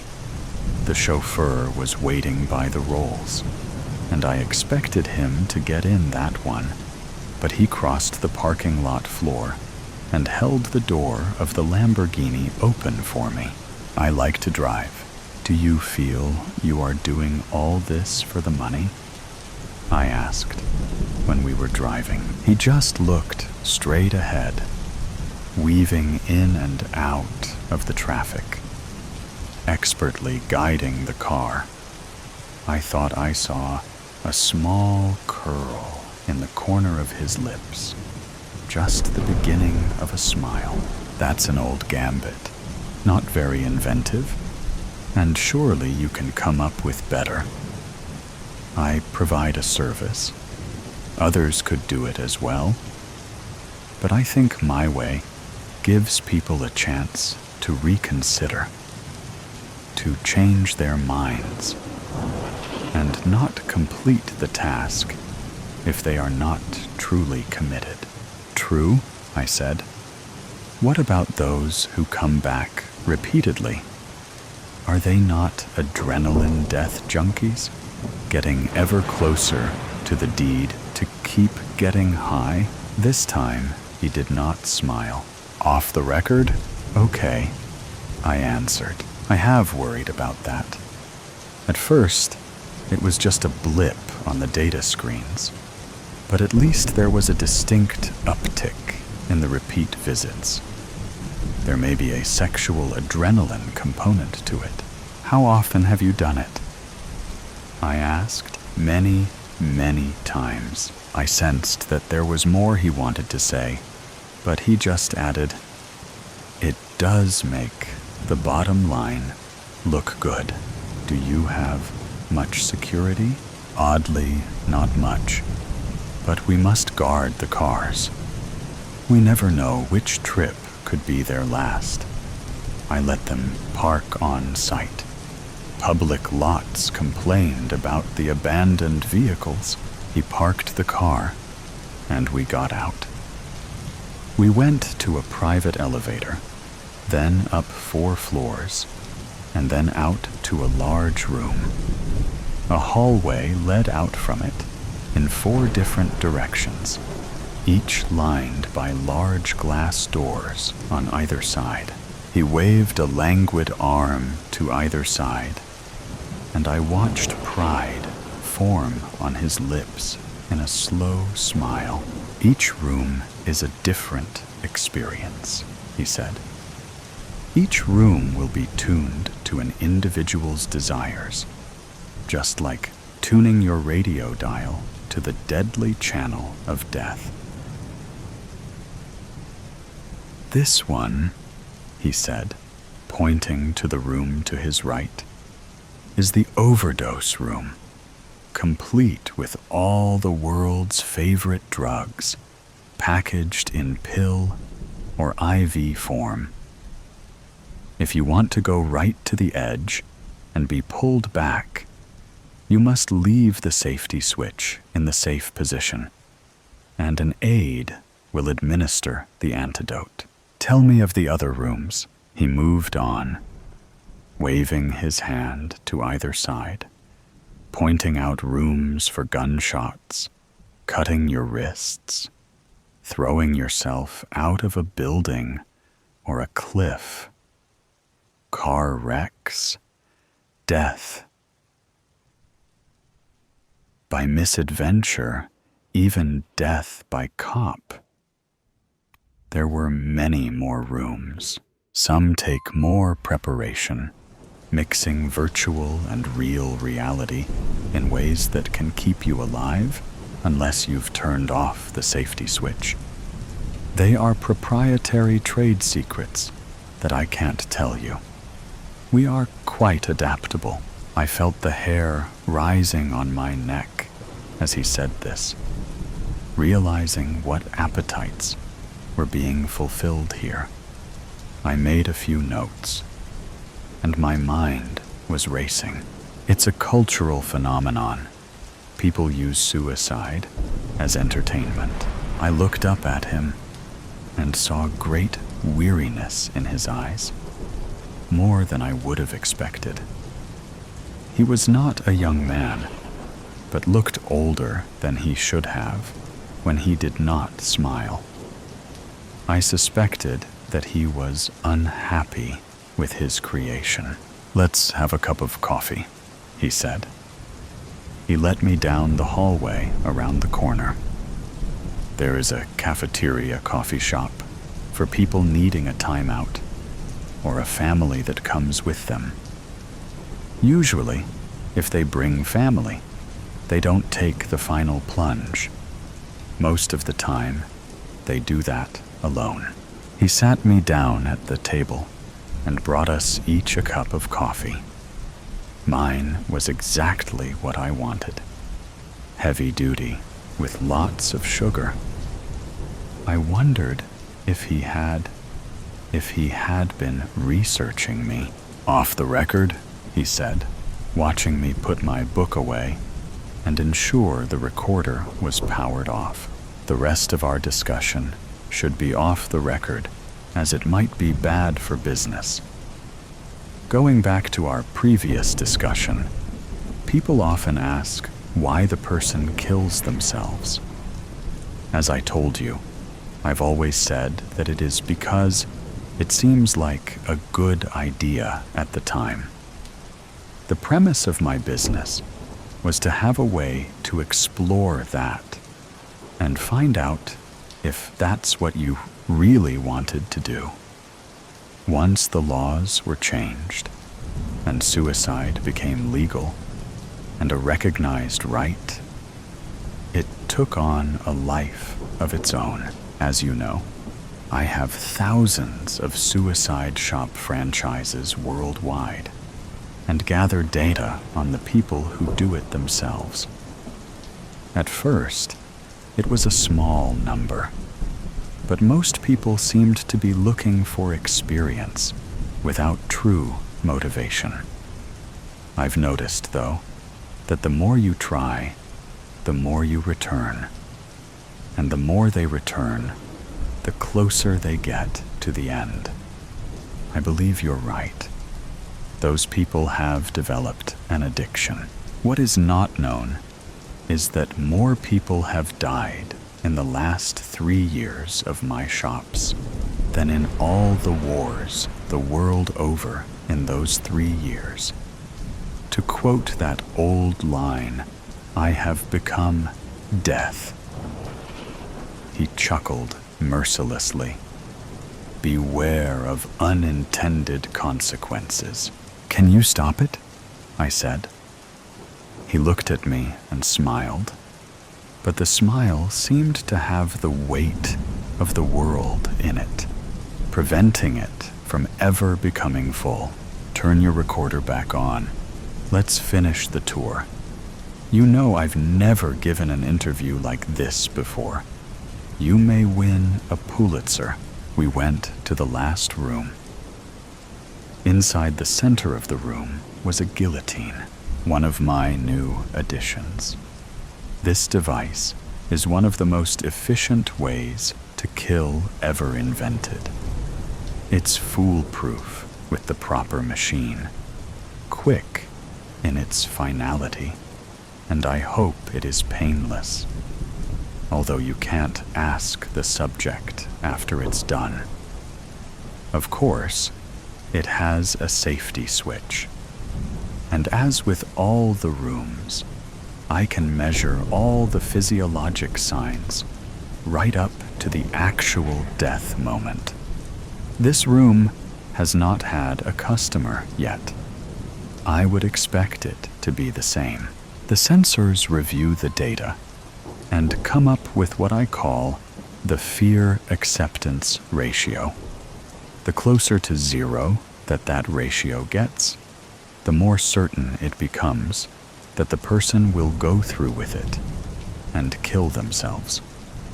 I have placed a monitor in each room that the customer cannot see, but my technicians can. That's it, there on the far wall. If my technicians see the number getting close to 0, they know to be ready to call in the cleanup crew. That's a detail that has never been revealed. Be sure you write that down. The safety switch is there by the right hand. In order to have the machine complete the task, you have to push it all the way to the right, and a green light will come on, and the computer will ask you if you are sure. If you say yes, the blade drops. He looked at me and asked, "Are you getting everything?" I nodded. "Stay here then, and watch." Then he slipped inside the room. I was unsure, but I thought I had heard him lock it. I saw him lay down on the guillotine and put the bracket over his neck, and heard it click into place. I heard his voice tell me the sensors were built into the machine. I looked at the monitor on the far wall and saw a flashing number that started at 7 and then crept quickly to 0. "Are you getting all that?" I heard him say.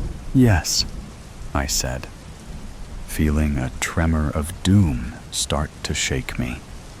I wanted him out of that room. I saw him grasp the safety switch. His hand slowly pushed it towards the right. "Remember everything I said," I heard him say, as I tried to force my way through the door, but realized it was useless. Through the glass, I saw the safety switch turn green and heard the computer's voice asking if he was sure. Holding what I felt was my last breath, I heard him say, "Yes." "No, don't!" I screamed. "No, don't!" The blade dropped. The last thing I saw as my scream faded was his head rolling on the floor, stopping next to the glass, his dead green eyes on mine. I was still crying. "No, don't. Hail Mary." The man lay prone on the edge of thick woods, sighting down the scope of a 30-06 hunting rifle. Snow flurries melted on the back of his neck. For an unknown reason, and mixed with the smell of pine and gun oil, the phrase "veil of an endless winter" entered his mind.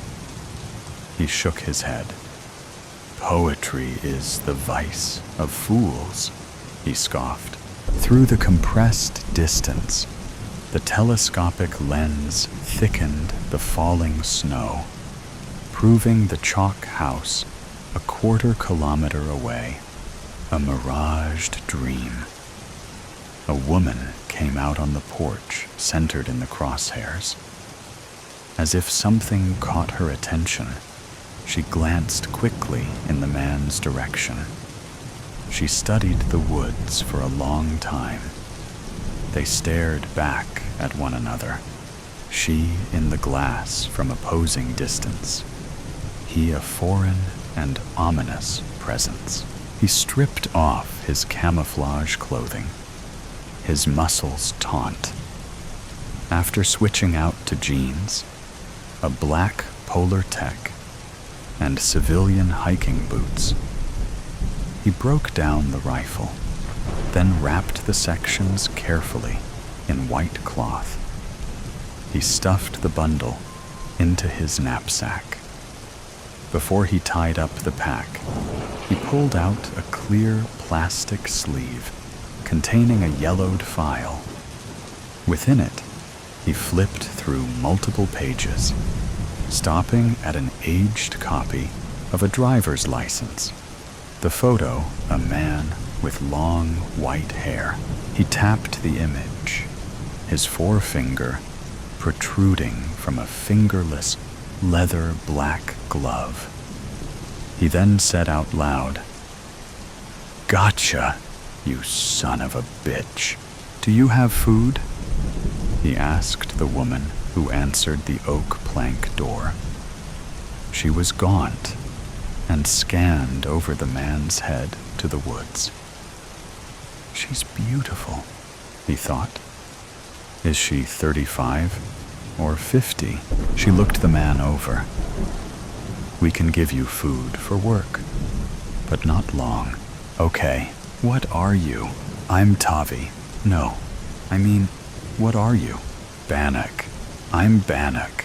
Did you come from Twin Falls? The reservation. No, no one comes from there anymore.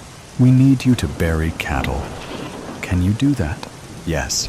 Days went by, and the man slept in the barn and spent his time chipping at frozen ground, digging holes, maws in the earth.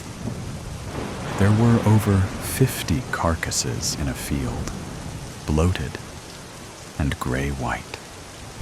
The work didn't bother him. It took his mind off remembering the night the white flash struck the horizon, safely at home, a Netflix series on TV. His wife was reading in a pink robe, his son in his bedroom. His first thought was, why didn't I ever buy a gun? The impact wave struck the house, sweeping it away as easy as fine cutlery off a table. And as luck would have it, leaving him without a scratch, but alone. Sooner than he could have ever imagined, he was arrested by men coming to his tent in the camps. "You're a terrorist," accused the broken and terrified faces, neighbors he'd hugged at Christmas parties. The only way to prove he wasn't the enemy was learning how to fire a gun, learning how to point a finger at other people, learning how not to feel anything while passing ash-laden bodies hanging in nooses. How can I live with myself? He'd ask the ghost of his wife. You can't, she'd say. Just come home. Yeah, he cares nothing about us. You're too young to understand, the old woman said to the boy. And why should he care? He'll slit our throats right here in the kitchen. The old woman, her daughter Faith, and the boy were eating dinner. Faith cut ribs, separating the bones by hacking at them with a meat cleaver. The boy's face glistened badly, where on one side his flesh lay in white, scared rivulets. Just stop, Faith said to her mother. He's only 12. No one spoke for over a minute. while the old woman stared at Faith cutting the meat. "He's scum, you know? Only an Indian would bury livestock for a living." With her elbows spread wide, her pincered teeth darted back and forth, pecking small pieces of flesh. A white bone in her greasy skeleton hands. "What makes you so sure he's trouble? Maybe he's been sent to help us. Now you've got the sickness to think that. I don't imagine we need to worry he'll kill us while we sleep." "Do you think that?" "Really? Damn right I do. That's exactly what he'll do if we're not careful."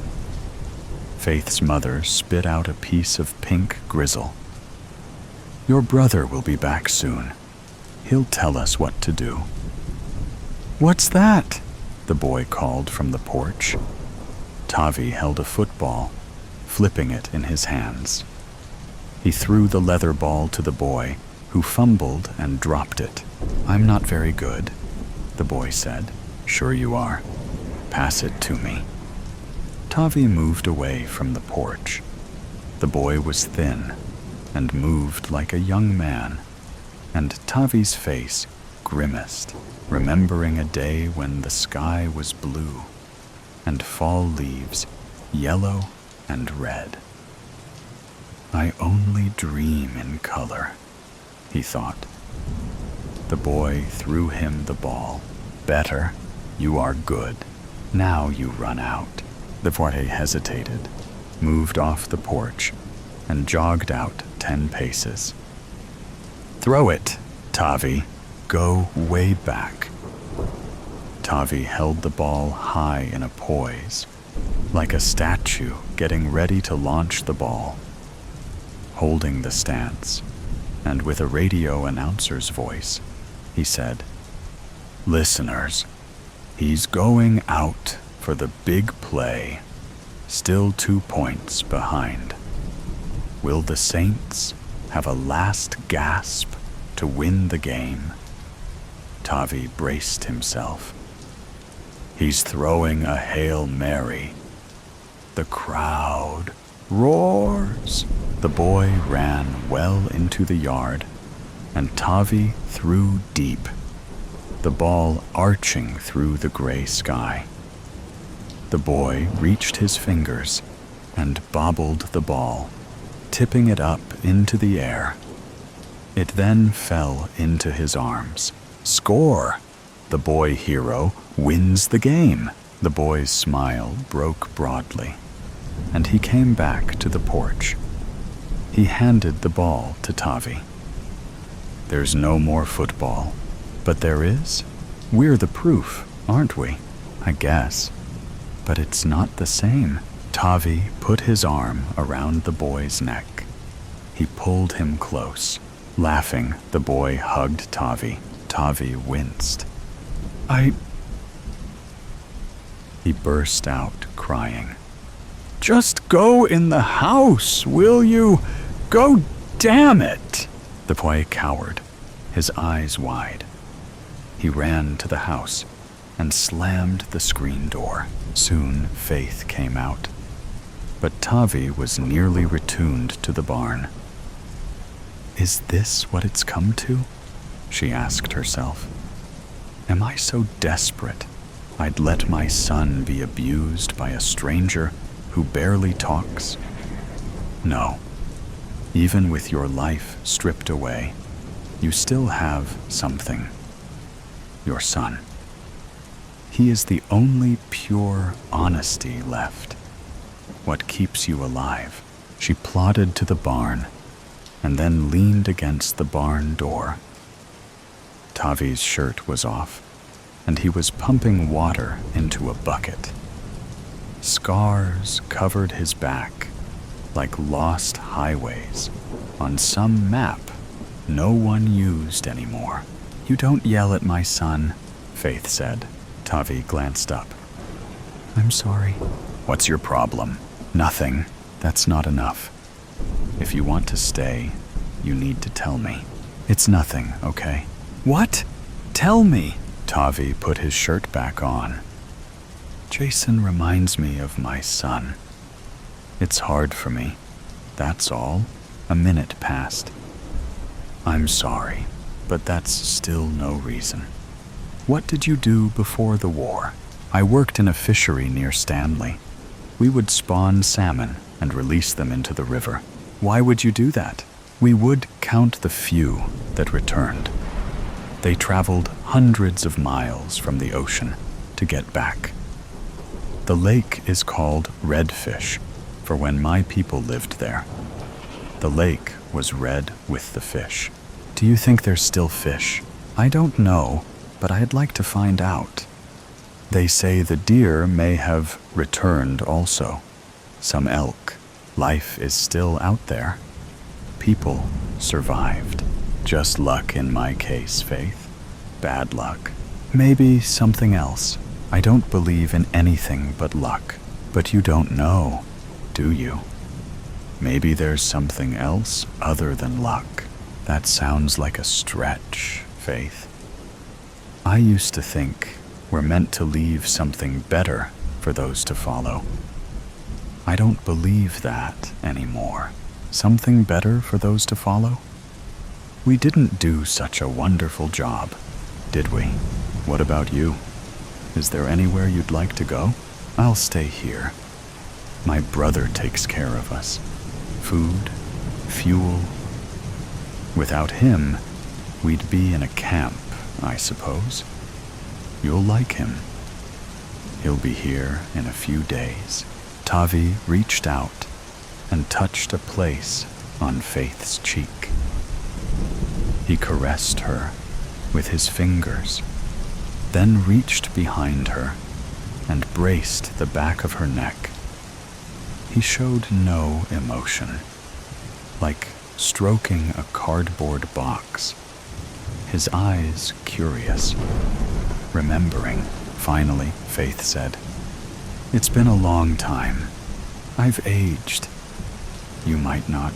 You don't know who I am, Faith. My advice is to run." They stood facing each other. Then Faith began pulling away. Tavi gently held her neck. Finally, Faith leaned in and grazed Tavi's ear with her lips. "There's a place for you in the house.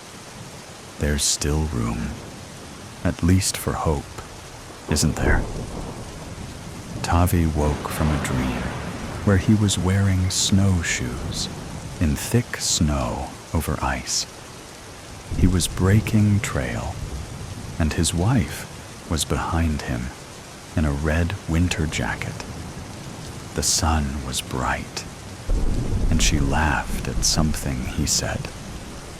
With a grunt, she broke through the ice and then clawed at the edge where the hole had broken through. She soon slipped under. Tavi stripped off his jacket and dove into the hole.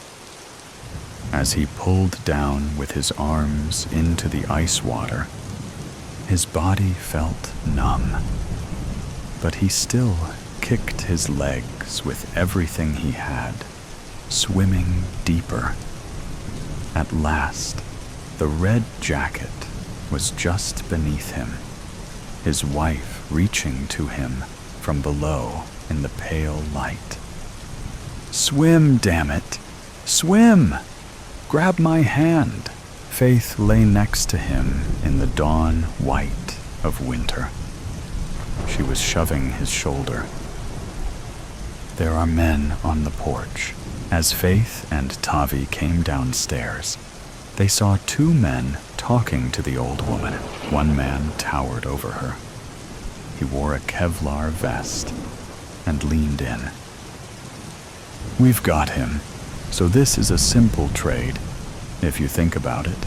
The old woman held a small pistol in her hand.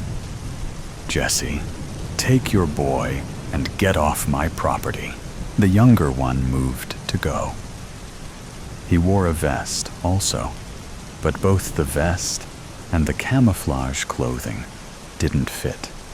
more clown-like than threatening.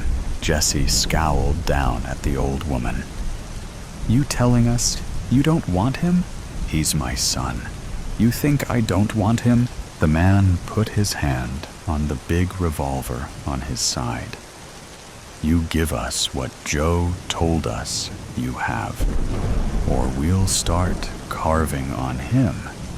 We aren't in high school anymore." The screen door squeaked, and Tavi came out of the house. He stood by the old woman's side. Tavi glanced at the AR-15, auto-fed, that the younger man had slung over his shoulder. It dangled on a lanyard. Jesse glanced at Tavi. "Who the hell is this?" "You get out of here, now," the old woman said. The two men walked away, and Tavi and the old woman went back into the house. They gathered in the living room with the boy and Faith. "Why didn't you shoot him, Grandma?" asked the boy. He went to the window and peered through. "That's Jesse Rollins." "Yes, it is," said the old woman. "Now move away from the window." "What did they mean by saying they have Joe?" Faith asked. The old woman checked the handgun for bullets. A small .22 pistol. "They have our Joe, holding him out there. But I'm not giving them anything. It's all we have keeping us from a camp. You can't imagine, Faith, what Joe says is going on. He's family. It's a trade, isn't it? I'm just doing what he'd do to us. He's as dog-eat-dog as I am, and knows how it is." Tavi entered the room, carrying his pack. It was full. His feet heavy on the wood slats. The scoped rifle was strapped in a sling over his shoulder, and he wore camouflaged fatigues. In front of the old woman, he said, "I'll be needing your pistol." The old woman grabbed for the gun, but Tavi held her wrist while he twisted it out of her hand. He then tucked it in the rear of his pants. The boy had tears in his eyes. "Tavi?" Tavi went to the window. He stared for a long time, and then, in a quick motion, he turned over the yellow pine table on its side, dishes shattering, and dragged it to the window. He grabbed a chair, crouched on the seat, and lay the rifle barrel on the edge of the table. Leaning into the scope, the staked-out man 50 yards away came into focus. It had stopped snowing, and the crosshairs remained steady on the man's head, resolute and sharp. The man's hair was long and white. "There's your humanity," the old woman screamed at Faith. "You see it now, don't you, darling?" Tavi lifted the rifle. "Jason, come here." He dragged over another chair. "I'm going to go out there and draw those men out of the woods. When you see the smaller man come out with the rifle, he intends to kill me. Do you understand that? You shoot him, okay? Don't think about it. Just pull the trigger. Here, place your eye on the scope like this. Do you think you can do it?" He passed the rifle to Jason. "Yes, sir." Tavi slowly crossed the yard to the edge of the clearing. He approached the man on the ground. The boy crouched at the window. "Come on, come on, come on," he mumbled to himself as he steadied the rifle, bracing the stock with his shoulder. The old woman paced behind him. "You can't shoot, squat." She shoved Jason and put her hands on the barrel. "Give it to me." Jason pushed her away and sighted again out the window. Tavi came to the man staked down. He was moaning in the gray ash snow, his face bleeding and bruised. Long white hair streamed down his back, matted and wet. Tavi stared down at him and prodded him with his boot. "Do you know who I am?" The man on the snow stared back at Tavi with blank eyes. Tavi reached down and cut him loose, and the man rose and staggered towards the house. Jesse came out of the woods. "What are you doing? Where's our trade, big man?" Tavi stood up. "I'm the trade. Me for him. We'll take you, him, and anything they've got," Jesse said. "Plus, we'll step in where you left off with Faith, you might say." The old woman jostled Jason, tugging on the barrel. "Give me that thing." Again, Jason pushed his grandmother away, jerked the rifle back, his whole body shaking as he crouched behind the scope. He took his eye off the lens to wipe the sweat out of his eyes. "Give me the gun, damn it, boy." The boy thrust his body against the old woman, and she sprawled to the floor. He put his eye to the scope, put the crosshairs on the man, and pulled the trigger. Faith heard the click of the gun, and with the empty sound, her heart thumped. Just once, like her insides were collapsing hard in her chest. Jason dropped the rifle, ran to the door, and then stood on the porch. "Tavi!" His arms flailing, he leaped into the yard. "No, don't!" Faith screamed. "Don't you go!" Jason ran towards Tavi, his legs driving through the snow, white bursting around him, the ash kicking up underneath. The younger man squinted at the lunatic boy, whirlpooling his arms, coming straight at him. A howling apparition from hell, scars red aflame on his face. He lifted the AR-15 to his shoulder and swung the barrel. Tavi grabbed the rifle and threw his back into him, and with both hands, he forced the gun toward Jesse, who screamed as jackhammer bullets stitched across his belly. The younger man was behind Tavi now, and he felt a blade slide into his back, slick and deep, the pain piercing to his spine. He fell away and turned as he hit the ground and reached the pistol behind his back and fired into the young man. Tavi dreamed. The water was deep, a pure crystal blue. He pulled with his arms and kicked as hard as he could to fight, to descend. He tasted salt. And then his wife was there in her red jacket and broad-faced smile, reaching to him from below. The water was warm as he went deeper, so very warm. She stretched to him, her face with such a smile. "Grab my hand," she said, and he did. They began swimming against the current. What lies behind her mirror?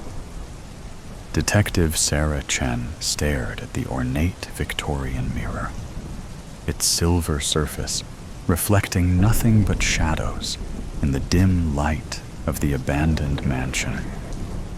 3 days, 3 women missing, and all connected to this house. The mirror seemed to mock her with its emptiness. "Find anything?" Detective Mike Rodriguez's voice echoed from the hallway. "Just another dead end," Sarah replied. But something about the mirror kept drawing her attention. The curved floral patterns along its frame seemed to shift in her peripheral vision.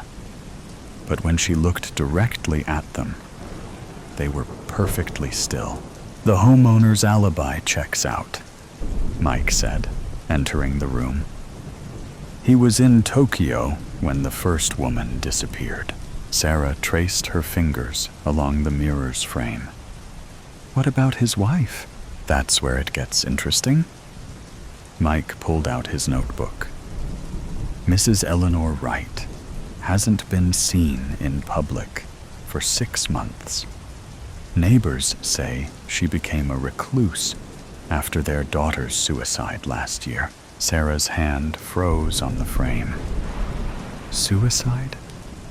That wasn't in the case file, because it wasn't ruled a suicide officially. The daughter, Rebecca Wright, 19, was found in this room, in front of this mirror, with no signs of trauma. Toxicology came back clean. They called it natural causes, but 19-year-olds don't just die of natural causes, Sarah finished. She leaned closer to the mirror, her breath fogging the glass. For a moment, she thought she saw something move behind her reflection, a shadow darker than the others. "Here's the part that'll give you chills," Mike continued. "Each of our missing women reported seeing someone following them in mirrors before they disappeared. Their therapists all noted it as a shared delusion." Sarah stepped back from the mirror. "All 3 saw someone in mirrors, a woman in a black dress, according to their descriptions. They said she would watch them, getting closer each time, but only in reflections, never in real life. The temperature in the room seemed to drop." Sarah pulled her jacket tighter. "We need to talk to Mrs. Wright." "Already tried. The housekeeper says she hasn't left her room in 3 months. Won't see anyone. Won't talk to anyone." Sarah's phone buzzed. A text from forensics. "Lab results are in on the dust samples from the missing women's homes. Anything useful? Traces of silver nitrate. And..." Sarah squinted at the screen. "Something they can't identify. Some kind of organic compound they've never seen before."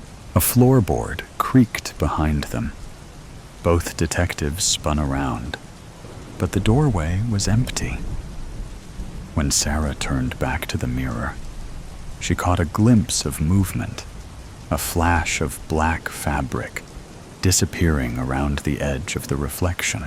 "Tell me you saw that," she whispered. Mike shook his head. "Saw what?" Sarah approached the mirror again, her heart pounding. The frame felt cold under her fingers, much colder than it should be. "We need to get this mirror to the lab. Sarah, it's just a mirror. We need to focus on finding Mrs. Wright. And 3 women are missing, Mike. All saw someone in mirrors before they vanished. Rebecca Wright dies mysteriously in front of this specific mirror. And now I'm seeing..." She stopped, realizing how it would sound. "You're seeing something in the mirror, too?" Mike's voice carried a note of concern. Maybe you should take a break. You've been working this case non-stop for a laugh echoed through the room. High, feminine, and definitely not coming from either of them. Mike drew his gun, scanning the shadows. NYPD, show yourself. Sarah couldn't move. In the mirror, a woman in a black Victorian dress stood directly behind her. But when Sarah spun around, there was nothing there. The figure remained in the reflection, smiling. Mike, Sarah's voice shook. Look in the mirror. He turned, and his face went pale. That's not possible. The woman in black raised a finger to her lips, then pointed to something behind them. Against their better judgment, both detectives turned. A door had appeared in the wall, a door that hadn't been there moments ago. It stood slightly ajar, revealing a silver glow beyond. Call for backup, Sarah said, drawing her weapon. Mike already had his phone out. No signal. The woman in the mirror laughed again, the sound seeming to come from everywhere and nowhere at once. When they looked back at the reflection, she was gone. But words had appeared in the fog of Sarah's breath on the glass. Come find us. We need to leave, Mike said, backing toward the room's entrance. Now. But Sarah stood transfixed by the mirror. In its depths, she could now see multiple figures. Women in modern clothing, frozen in poses of terror, their faces familiar from the missing persons reports. And behind them, barely visible, was Rebecca Wright, mouthing two words over and over. Help us. The killer isn't Mrs. Wright, Sarah whispered. It's the mirror. Somehow, it's the mirror. That's impossible. Mirrors don't kidnap people. Mirrors don't kill. 3 months ago, I would have agreed with you. Sarah's fingers found a catch in the mirror's frame. A small lever hidden among the floral patterns. But look at the evidence. The silver nitrate in their homes. The mysterious compound. The shared visions. What if this isn't just a mirror? What if it's a door? A door to where? Sarah pressed the lever. The mirror's surface rippled like water, and through it, they could hear distant screams. I don't know, she answered. But those women are still alive in there, and we're going to get them out. Mike grabbed her arm. Wait. If this is real, if this is actually happening, we need a plan. We need equipment. We need to move now. Sarah cut him off. Look, the ripples in the mirror's surface were spreading to the frame, to the wall around it. The door behind them creaked wider, the silver light growing brighter. It's not just a portal, Sarah realized. It's expanding. If we don't stop it now, it'll take over the whole house, Mike finished. The whole city. Sarah checked her gun, knowing it might be useless against whatever waited on the other side. I'm going in. Call for backup if you get a signal. If I'm not back in 30 minutes, I'm coming with you, Mike said firmly. Partners don't let partners enter interdimensional mirrors alone. Despite everything, Sarah smiled. Ready? Mike nodded. Ready. Together, they stepped through the rippling surface. The last thing they saw in the normal world was their own reflections, distorting and fragmenting as reality bent around them. Then they were falling through silver light, the screams growing louder, and somewhere ahead, a woman in black was laughing. The mirror stood silent in the empty room, its surface slowly stilling until it once again showed only shadows. But if anyone had looked closely, they might have seen new figures in its depths. A man and woman in police uniforms, running through an endless maze of mirrors, chasing a figure in a black dress who always stayed just out of reach. And on the wall, in elegant Victorian script, new words appeared in the dust. Who will come looking for them?